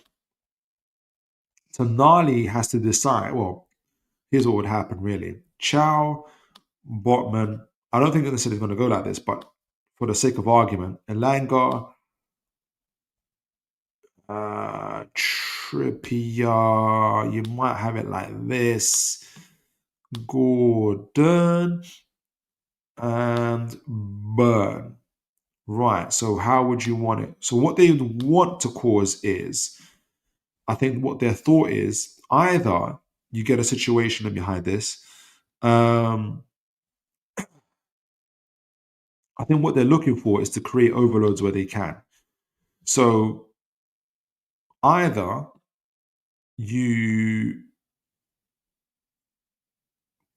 it depends how, I'm just thinking in terms of how Newcastle would do it. I think what they'd want to do is, can I take this off? So, because I've got Tonali pushing back. So either, how do we do it? So either Chow Gomez and Botman and Welbeck, but then you got Minte. Yeah, so the fullbacks cause all sorts of trouble because they're here. And so our fullbacks have a choice to make. Does Burn stay here and cover Mitoma? Does Trippier stay with Minte or cover Coupier? Right? Because then what happens is either down the flanks here, where they'll try to get, and they'll also try to get to these either through the middle as well. They love to play centrally where they can. Okay? So what they're going to try and do is try and cause overloads where they can. And it all stems from the press itself. So either, where's the ball? Here we go.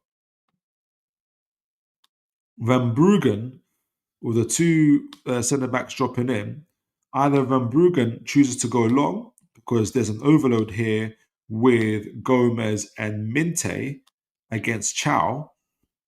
Why is Minte on Chow's side? Sorry, it will be Minte and Burn. How did I get that happen? Right, so anyway, Minte, you get this overload situation here. So the ideal situation is Minte goes up against Gomez, he misses the ball, and then Gomez turns around and releases Mitoma, right, into the space here. That's what happens straight from the build-up as well. Obviously, it's a little bit less of a build-up. It's a direct ball itself. And the same kind of situation is what they want to be able to do is to play out here as well, where either with Welbeck either moving across, maybe this way, you get Minte moving across, Veltman pushing up really high this time, and you've got this overload here, and the ball goes directly probably to Welbeck, as it did last time actually, and you get this overload here with Veltman and Burn, with Minte and Burn, with Minte and Veltman against Burn, and there is only going to be one winner in that situation. With a direct ball through the middle, probably Minte chasing on it, and then you get this kind of breaks as well. That's the part of the options they have in terms of if they want to go direct. And that's with the free man as well. And that's what having with the goalkeeper that can push up and cause these type of situations where you've got free. Where is Minte? Here we go. Where you've got kind of like three forwards essentially in the first press who are matched by the free in Verbruggen and Van Heck. And then what you're forced to do is with the midfielders dropping in, you've got 5 versus 3. And then the midfielders have got to either Bruno and Joelinton in this instance have a choice. Do you stay back or do you let them let them have the ball, where this time Verbruggen doesn't have to go direct. He can go direct to Ayara because there's nobody on him, or direct to Baliba, there's nobody on him. The problem then is, let me take these off. Where's the delete button? The problem then is you get this situation where, okay, Joelinton's let Baliba get the ball. Now you've got a situation where he can get it off to. Does he drop it? Does Joelinton go for Baliba, or does he try to cover Veltman? Does Burn cover Minte to ensure there isn't a passing channel to him? What if Welbeck drops in? Does Botman try to cover him as well?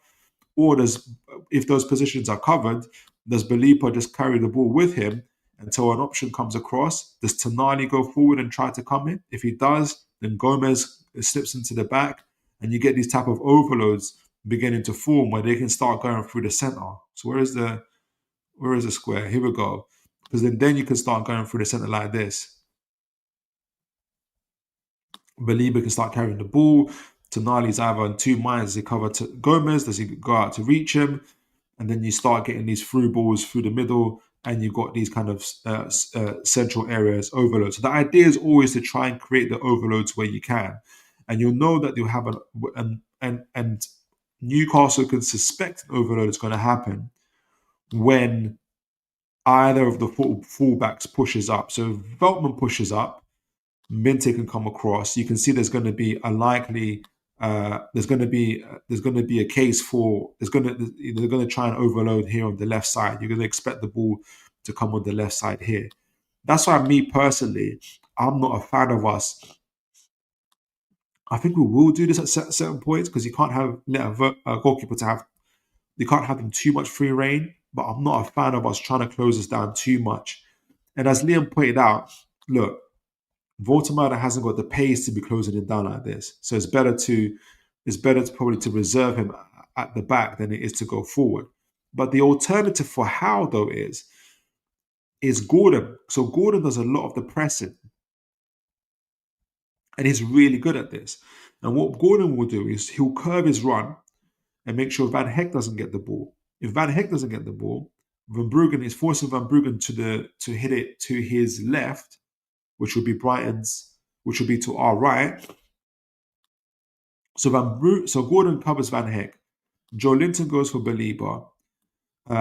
Maybe Voldemort stays here, or he covers Ayara, giving Bruno the chance to stay on top of Gomez, giving Chow the chance to stay on top of what's his name, Mitoma, Tonali the chance to stay on top of Welbeck, and Botman to make sure that he's supporting Burn with Minte and Veltman should they push up. So that's, I think, it's not that we won't drop into mid block, but I think there's an alternative to it. So if they want to prevent, so let me take this off to kind of explain it even hopefully a little bit better. So if we want to prevent an overload down the side with Minte and Veltman and Welbeck involved, Gordon's pace and his ability to close down helps a lot in disrupting the build-up, right? So if he does an angle run, protecting, covering Van Heck, Joe Linton can make sure he covers Belieber, so that side is gone, right? Unless Van Bruggen still chooses to go direct, but it's going to be more difficult because you have this time Burn in an aerial duel with Veltman. I think there's only going to be one winner in that. Minte in an aerial duel with Botman. There's going to be only one winner in that. And even if he tries to go directly over the top, the ball has to be so perfect that Pope isn't there to reach it in time. And probably Minte is able to get there just before Pope, whilst, it's going to have to be the perfect ball. We've seen that happen, but not too often. That's why I don't see Van Bruggen necessarily going for this side. But the idea is to close off this side by using Gordon to do that. It all starts off with Gordon blocking off Van Heck and allowing us to block off their right side, our left side in this way. I think Tonali and will be taken care of in that situation. We'll drop in between the centre backs, probably with covering Welbeck, Joe Linton on Belieber, Bruno on Gomez. Chow is again here, probably with Matoma. Voldemar hanging back. Has the opportunity to cover Ayari. Elanga here, possibly on Dunk, for instance. So then they really can't play out from the back, and he forces them to hit it straight, probably to the left side of Chow. I really fancy Chow against Matoma, even for pace. I think that'll be, if there's ever any weakness. It's hard to say Matoma is a weakness. Not that Matoma is a weakness, but if there's any, if Howe had to pick a poison, does he force Brighton to hit it long towards Minte and Veltman, between Botman and Burn, or does he force him to hit them long with Matoma and Gomez against Chow and Bruno, with Tonali possibly also being able to cover? I think he chooses the Chow and Tonali and kind of Bruno side against Matoma. You see, so that way we can break the press, in my view, as well. But before we get to another phase of play, let me know what you guys think of that. Let me get back and see what you guys are saying in the chat.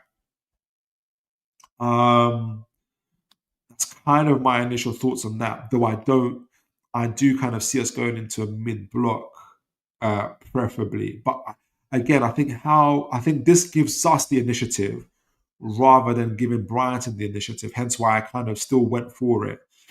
Tons of chats as always, guys. And guys, as always, please do remember to like, share, subscribe as you always do. Our conversion rate is phenomenal. Alf says we mix the play anyway. We do. I think we'll see a bit of both, to be honest. Adrian says Eddie seems to want a reliable and stingy away formation this season. He does, and it makes sense. New Baddock says he's got his starting lineup. Thanks for sending in your starting lineup. Burn, Chow, Botman, Trippier, Bruno. Yeah, Joe Linton, Tonali, Gordon, Elanga. Big Nick, both in goal and up. Oh yeah, we've got two. I think that would probably be close to that starting lineup. No Baddock says it's our best team. Maybe a shout for Murphy. Yeah, and especially Murphy coming off the bench. Having Murphy and Barnes coming off the bench is such an advantage for us, honestly. Dave says Pope, Trippier, Chow, Botman, Bruno, J7, Elanga, Gordon, Volta. Yeah, I can see that. I think that's my team. Liam says Verbruggen, grass cutter to Welbeck throughout. Yeah, that is very possible. Cutting out his layoff to midfield and wing is key. Van Bruggen grass cutter to Welbeck throughout. Cutting out his layoff to midfield. Cutting out his layoff to midfield is key. I agree, isn't it? Do you mean Belieber and Ayari? I think he might mean Belieber and Ayari. Let me get to that. That'll be interesting. I'll be so keen to see where Voldemar is here. I don't see him doing this. It's definitely going to be Gordon if we're going to close them. And I think it's the better idea of having Voldemar here with Ayari and just keeping him close. Or Tonali and Voltemade hanging back a little bit with Welbeck, right? You can be flexible with this thing. So, or so Botman, Voltemade here, or you can have, where is it? Joe Linton dropping in with Minte and Botman going high up with Belieber, Tonali and Welbeck. So you still got the pace and athleticism if you get Minte on it, right? Minte is really quick. He's faster than Joe Linton, but Joe Linton's faster than Minte. And Botman's still very good at closing down midfielders. That would be an interesting one if they do that. Or you can have Botman Hill on Veltman and Burn instead, closing on Belieber, which we know we've seen Burn do. But as Liam pointed out, can we stop this layoff? The main thing is to stop this layoff. If Van Bruggen gets it direct to Welbeck, can we stop him from getting it either to a Gomez, where Bruno needs to be on top of that, to a Yari or Voltemade or Burn or whoever, or to Belieber? But make sure it's either a what to stop this layoff, right? Some as well. Maybe even force Minte to drop in and kind of provide support. But even if he does that, then it's important that whatever gap is formed here, if Joe Linton chooses to follow him, that we either get the ball or Tonali and others are ready to to kind of fill in the gaps when possible. So those parts are going to be very, very, very, very interesting to watch. Let me read a couple more chats and we'll see what Newcastle are like in attack.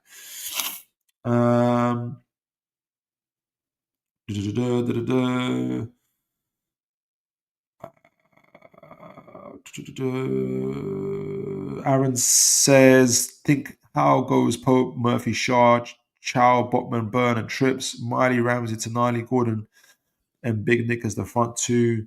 Then it changes mid-game. Yeah, so you're going for that 5-3-2, I think.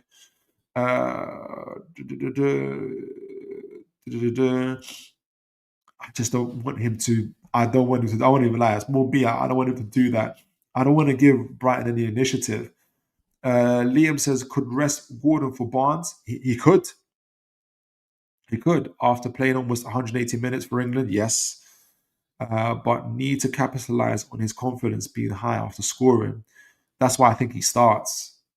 And there'll be probably rotation between 50, 60 minutes. Others sending the lineups. Adrian says Pope, Chow, Botman, Shaw, Alex Murphy. I can't do Alex Murphy, not yet. I don't think he's ready. Ramsey, Tonali, Willock, and Kraft, Voltemade, and then Langer up top. I don't mind it. A goal away from home would be nice. I don't disagree. Have you ordered Football Manager 2026? It looks. Do you know what? I used to play Football Manager back in the day so much, but just life at the moment, family, everything else, I don't get the time. They just ordered the third kit hoodie from Gear Go. Looks class, great. Our gear is looking so much better nowadays. A lot more of it. Sorry, block those guys.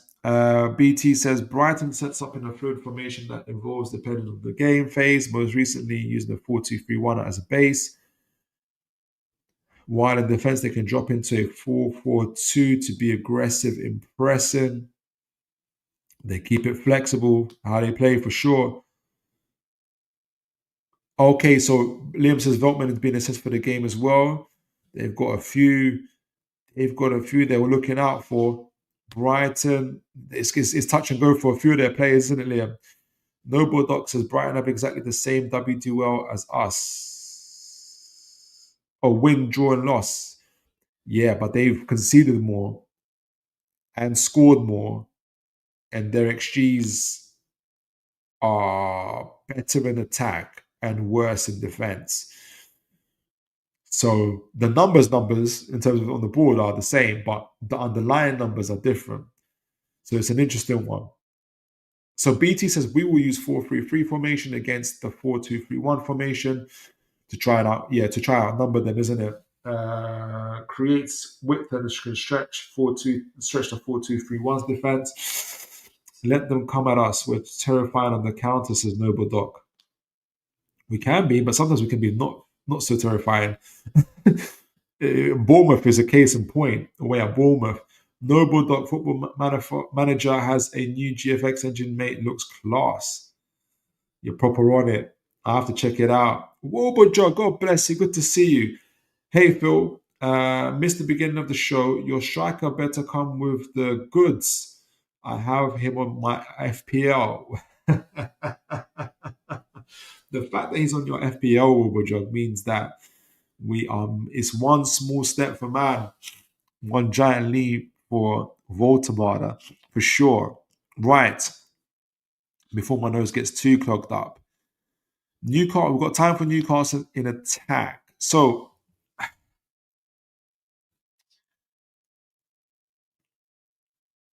I was like in two minds of thinking to look at it as Newcastle in the mid block or Newcastle from a low block. Let's see where we go. Let's see where we go here. For you guys, where is the likely place that Newcastle score? Where do you guys see the weaknesses for Brighton? Where, or even if it's in 1v1s, who we can exploit?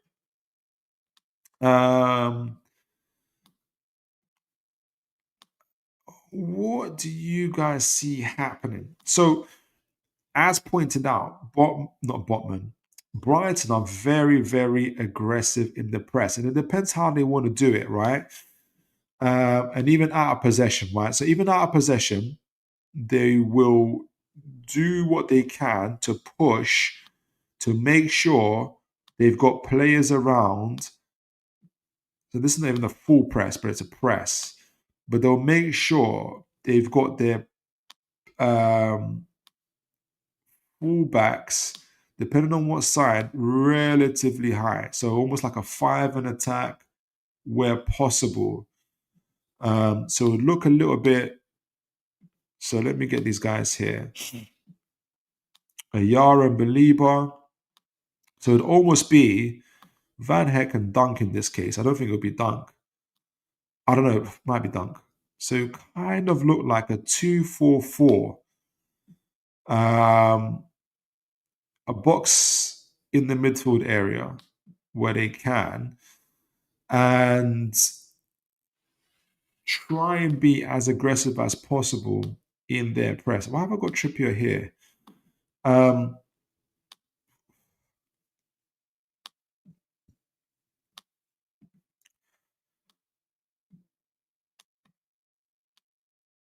curious to see what Newcastle do. And as you guys said, I do think we do stretch the pitch. So even with Burn and Trippier, so you got Chow probably in the box how we like to do it, because they can't come in the box if we're playing out. I would have Bruno picking up the ball here, to be honest. Bruno or Tonali can do it, but Bruno, I think, especially. I think if I'm Brighton, I'm going to try and get the ball to the left side, preferably, rather than the right side where Trippier is, and try and single out Burn. So I would have Welbeck coming in to try and block the pass to Botman. Gomez here, Matoma, Baliba pushing up on Joe Linton. Ayari here next to what's his name? Either Ayari or Coupier, depending on how you want to do it. So the other way around. So you're gonna have how do you want to do it? Coupier. No. What I want to do, I want to force them to go left I want to force them to go. I want Newcastle to forced to go to the left. So not cutting out the left side, but cutting out Chow. Mitoma on Chow. Welbeck on Chow. Mitoma on Tonali. Kupia maybe pushing up, or depending, or Ayari here with the extra man. Give yourself an extra man where you can. Mitoma maybe moving even more centrally, but the idea is Welbeck here. Belieber here, maybe Minte closer to Botman. Belieber on Joe Linton with the idea of Gomez closing down on the goalkeeper, somehow forcing the with Kupia pushing up here on what's his name, on Trippier. It depends how they want to do it. So Gomez probably blocking off Gomeres, Mitoma a little bit back, because you don't want it to be too crazy because Yolanga's there as well. But somehow, so you got Kupia on Trippier, Ayari on Elanga, Mitoma on Tonali, Welbeck cutting off, all starting off from Welbeck cutting off Chow, Gomez across, what's his name, Bruno, Belieber and Joe Linton, Minte ready to pounce on Botman with the whole idea of forcing the ball onto Burn, who is not as strong as the others in terms of getting in terms of his passing range and what he's able to do. Right? So that's where Veltman will try to close in. Belieber, Minte, this is the kind of scenario that they'd want to try to force us. So try and win the ball up high, because Burn isn't as good as Chow and Trippier on the ball and Tonali on the ball. I see them kind of doing that consistently as well. And as at this point at Newcastle can either, where Burn can just straight away try to hit it long, diagonally, but Van Bruggen is a very good off the ball as well, and or essentially play it back to Botman where he puts himself in a little bit of danger because Minte will be there, and try to play across, try and switch the side and disrupt the lines as well, or essentially hit it down the line, which I think they also want. They want this type of matchup between Gordon and Van Heck. We know how that ended up last time. And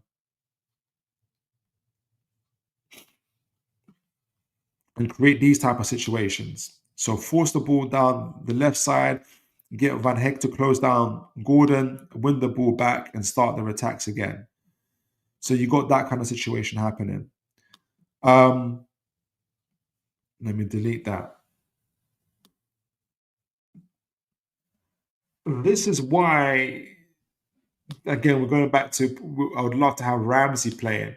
Because if you've got Ramsey playing, you got him, this is Pope, you've almost got a three-man midfield similar to what Brighton do. And now you've got the option of Bruno and others pushing up. So it's more like a 3-on-3. So even if Gomez joins, tries to attack on Pope, Pope can get it off to Bruno. I don't think Pope could do that. I think we'll go for the switch play, which Botman is very, very good at. So whilst in the box, Botman gets the ball here. And what you might have, either an or, let me delete that, where Botman tries to switch the play out here to Elanga. Try to get him on the run there, because you've got a bit of space where you can. Or Voltemada and Dunk. That's going to be an interesting one. Maybe Voltemada drops in. Bruno and Tonali try to be on the rebound somewhere, with Elanga ready to sprint into that space as well. So that's going to be one of the areas to kind of break out. If you're Brighton, you have to be cautious of that. So where is it?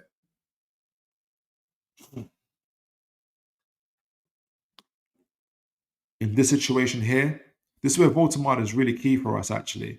His ability to win these duels. That Voltemada and Dunk duel is going to be very, very key. Can Tonali pick up the ball? Can Bruno pick up the ball from that? And then say off Elanga, for instance. Those type of situations. So there is ways for Newcastle to play out from the back as well. Also, with you can still have Botman being able to play it down the line because he's able to, either to Joe Linton or Gordon, depending on how they want to do it. So his ability to get the ball here. So it'll be interesting to see what Brighton do. So Botman still can get the through passes here, break the lines in between. I've messed them up. I've got Baliba on the wrong side. If Baliba isn't alive and alert, for instance, Botman can get it down to Joe Linton down these sides as well. Put Van Heck back where he's supposed to be. Dunk, Baliba, Veltman. So you get these 1v1s, Joe Linton and Baliba, or Bruno, for instance, collecting the ball. I think that'll be important for them. Can Bruno play out of Gomez's press? If he can, you get Voltemada joining in the play that way. Again, then you start to get numerical advantages where you can with 2-on-2s or 3-on-2 situations. Bruno, Voltemada, Tonali, and others, and then you can start getting Gordon and Langer being able to run into the spaces as well. So it'll be interesting. The ideal situation is for us to be able to play out from the right side, in my opinion. I'll finish it on this. No, I'll do. Yeah, how long have I got left? Oh gosh, midnight already. Oh, got a few chats here. Sorry, guys. But let me just finish this quickly. So, for me, the ideal would be able to try and get it down the side towards where Trippier is. Where's Trippier? Here, Malik and Trippier. Trippier's been very good, especially when he pushes up like this, and he has the option. I know I take Lim's point that sometimes it can be a little bit slow, a little bit frustrating, but Voltemada is also so good in dropping into these situations, and it leaves Dunk of a situation. Does he drop in and follow Voltemada, allowing the likes of Tonali and/or Bruno to get into that space, or does Dunk stay where he is, with Voltemada pinning him back, and then you've got, again, Tonali coming up. Welbeck has to, try and close the goalkeeper, for instance. If Matoma doesn't come out to meet Chow's got the ability to carry the ball forwards. Again, giving our players the option of advancing again. They don't want that type of situation. So Matoma will be forced to come up. And you want these type of situations where then you got options where you're kind of outnumbering on the flanks as well. So it'll be interesting to see what Brighton do when they're kind of pressing up against us as well. It's going to be an intriguing game, honestly. If Brighton are in a low block, I'm going to get into that. I'm going to read the chats. Let me see. Tonali, Matoma, Ayari. Matoma's meant to be here. Kupia, Gomez is meant to be here. Velbeck, Gomez, Minte, so good going up and down the line. Okay, so let me set them up first and I'll start reading the chats. Bruno, Trips, Elanga, Chow. I think Chow is going to be so key. So key. Chow is going to be so key in this game, in my opinion. Stretching the pitch, Burn and Trippier. All right, so let me see what you guys are saying in the chat. Going way over time, but it's all good. It's all good. It's all good. I've missed it. Where are you guys?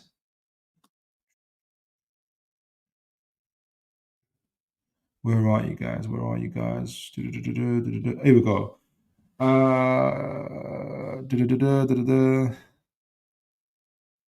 BT says the space between the opposition centre back and full back is a key area to attack. Move your attacking midfielder into those pockets to receive passes between the lines.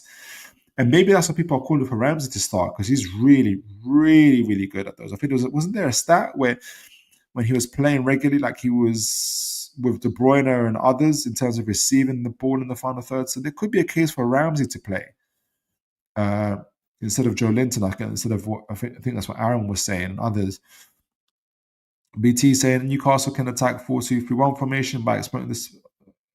Oh, I think I've read that one. Liam says Howe is using left wing inverted, cutting inside to get near Volta. So that would be Gordon, like that, and or Joe Linton. Or Joe Linton, you've seen Joe Linton a lot. Joe Linton kind of creating these box midfielders with Tonali, like that. Oh, that's not it. Here we go. Van Bruggen. I was thinking, who's this fifth player in the middle for Brighton? Normal. What other button is here is pressed? How do I take this off? There we go. Van Bruggen.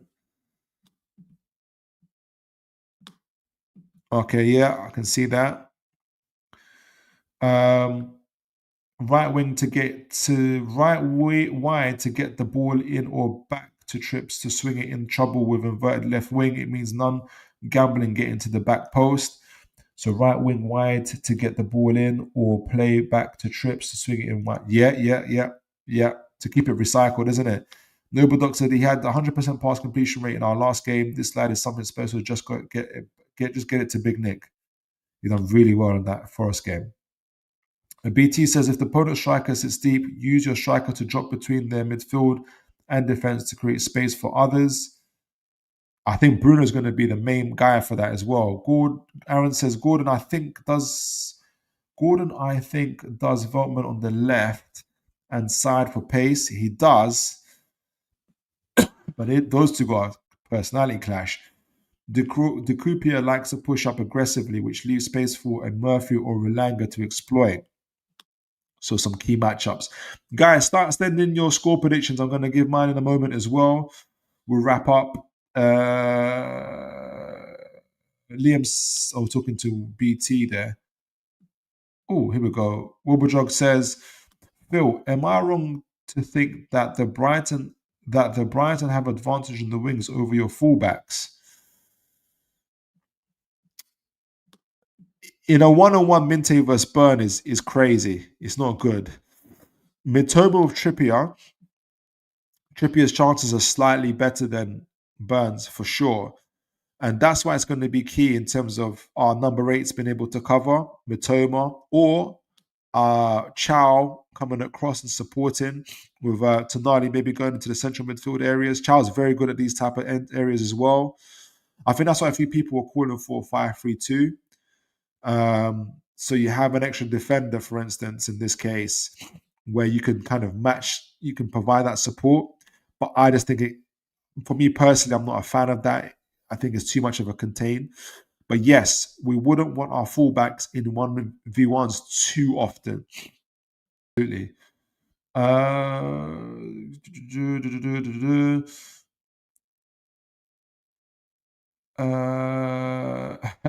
He says Ramsey. No Doc says Ramsey isn't the head of the Holy Trinity. I think that's Jordan, Tonali, and Bruno.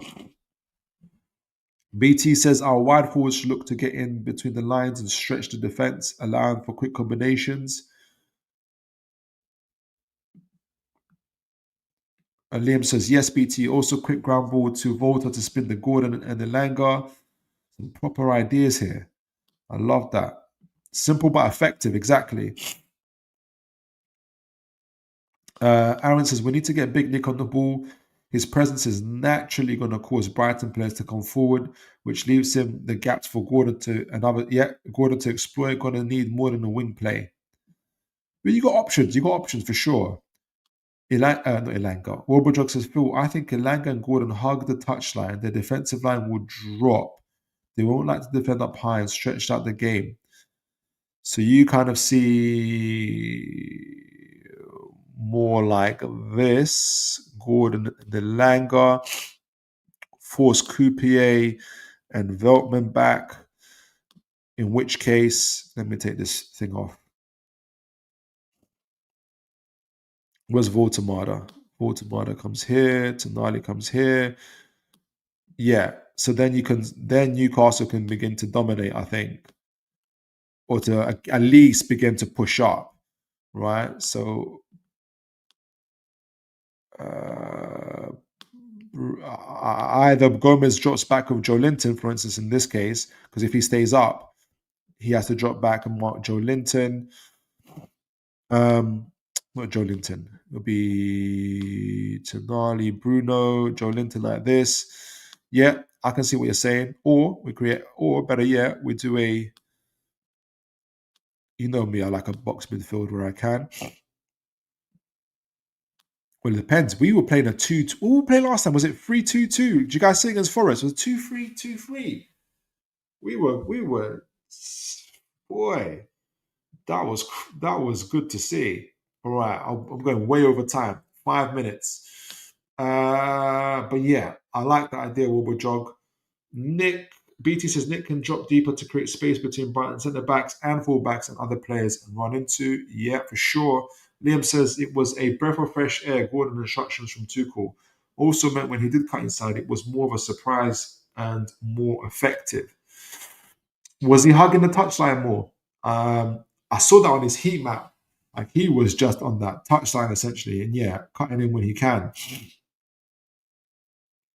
Send in your score predictions, guys. I'm going to give mine in a moment. By the way, congrats, Phil, on both the audio and video quality. Yeah, it was brilliant today, wasn't it?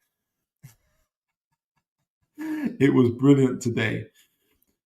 Dave says 2-0 to the Toon, Bruno and Volta. I like that. BT says 3-1 to the Toon.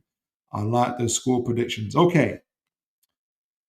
Send in your score predictions, guys. I'm going to give mine. And well done to all of you guys that have been able to stay up with me. I have to take all of this in consideration. We talked about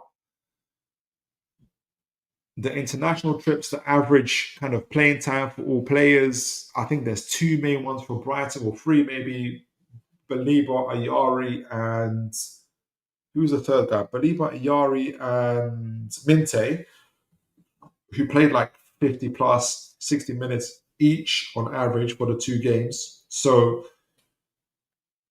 they're not actually, they wouldn't be like exhausted, but they're not going to be like, fresh and rested. But at the same time, we had at least 4 of our guys playing like 70, 80 minutes in Gordon, Bruno, Voltamada, and who was the other guy? There was a 4th guy that played a lot of minutes, Tonali. Right? So Howe's going to have a choice. We talked a lot about Bruno and those guys playing, but it could be Ramsey, it could be Willock, it could be those guys. I don't think it will, but I think there'll be rotations, especially from the 50, 60 minutes. So it's going to be interesting to see if Howe goes for it straight away. What does Hurzeler do? Does Hurzeler go for it straight away because he knows he'll have to make changes as well? I think once Brighton have to make changes, if the in that case, if the goal line stays the same, the score line stays the same, 0-0, 1-1, approaching 60, 65 minutes, and changes have to be made, we have the stronger bench that could swing it in our favour. We talked about the XG. AI predicts 0-0, or better at worst a 1-1. What the XG told us about Brighton is very good attacking. They scored 10 goals. Their XG is about 9.2, something like that, which lets you know that they are underperforming. So there's still a level they can step to, but defensively they are deservedly conceding 10 goals with an XG of like 9.34, something like that. But also that they are letting in low quality goals as well. I don't know what that is. I think BT said something along the lines of how they're conceding their goals as well. So there is that weakness for them. Newcastle away, defensively, very, very good. Attacking, a lot to work on in terms of especially kind of creating and finishing shots as well. So I can see why AI sees it as a 1-1 and a 0-0. We did the tactical breakdown of how Brighton play using Ryan Hurst stuff, so big up to him. They're a good team, great team. It's not clear though from them, is Matoma fit? You know, is Minte fit? Probably, but we'll see. So there's those kind of outstanding questions. So I say all that to say this.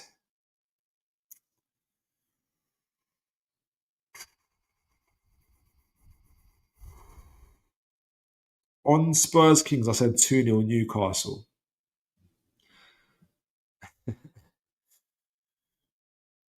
I'm going to stick with it.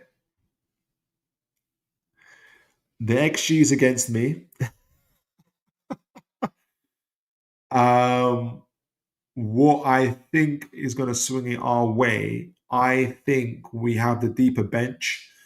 I think we scored the goals. We scored the winning goals from the 60th minute onwards, in my opinion. And I think at least one of their key players between Minte, Mitoma, and Baliba are not going to be fit or would have to be taken off earlier. But they're not going to be fit possibly to start. There's a lot of things I'm saying ifs on. So my scoreline is, but I'm going for it. I'm going to say 2-0. But I also think from our point of view, I think Voldemar does make a change to this team. I think Chow and Botman make a change in their ability to do the through passes. Elanga's still fresh. He only played 45 minutes. Trippier's fresh. And I think Gordon is scoring goals and looks very happy. He's not going to be as fresh as the other guys, but he's looking happy. And I think he just needs to translate that into the Premier League. I think he really, really wants to do that. I'm actually backing Gordon to score. And I'm backing Voldemar to score, to continue to score as well. So for me, 2-0 to the Toon. But let's see what you guys are saying, and we'll wrap up the show. Dave Barter says, great show, Philip. Like and subscribe, people. Yes, please do, guys. Please do like, share, and subscribe. Night all, says Liam. Great show, says Aaron. As always, Philip, have a great night at all. You too, sir. BT's rotation would be based upon our score after 70 minutes. I do agree with that. Absolutely. But guys, you've been absolutely phenomenal. We have gone overtime, injury time, and you guys have stuck it out with me. You've sent in your predictions. You've given your wisdom, your knowledge on the game, added a lot of food for thought, honestly. We've had a great show. Make sure you look after each other. And as always, folks, God bless.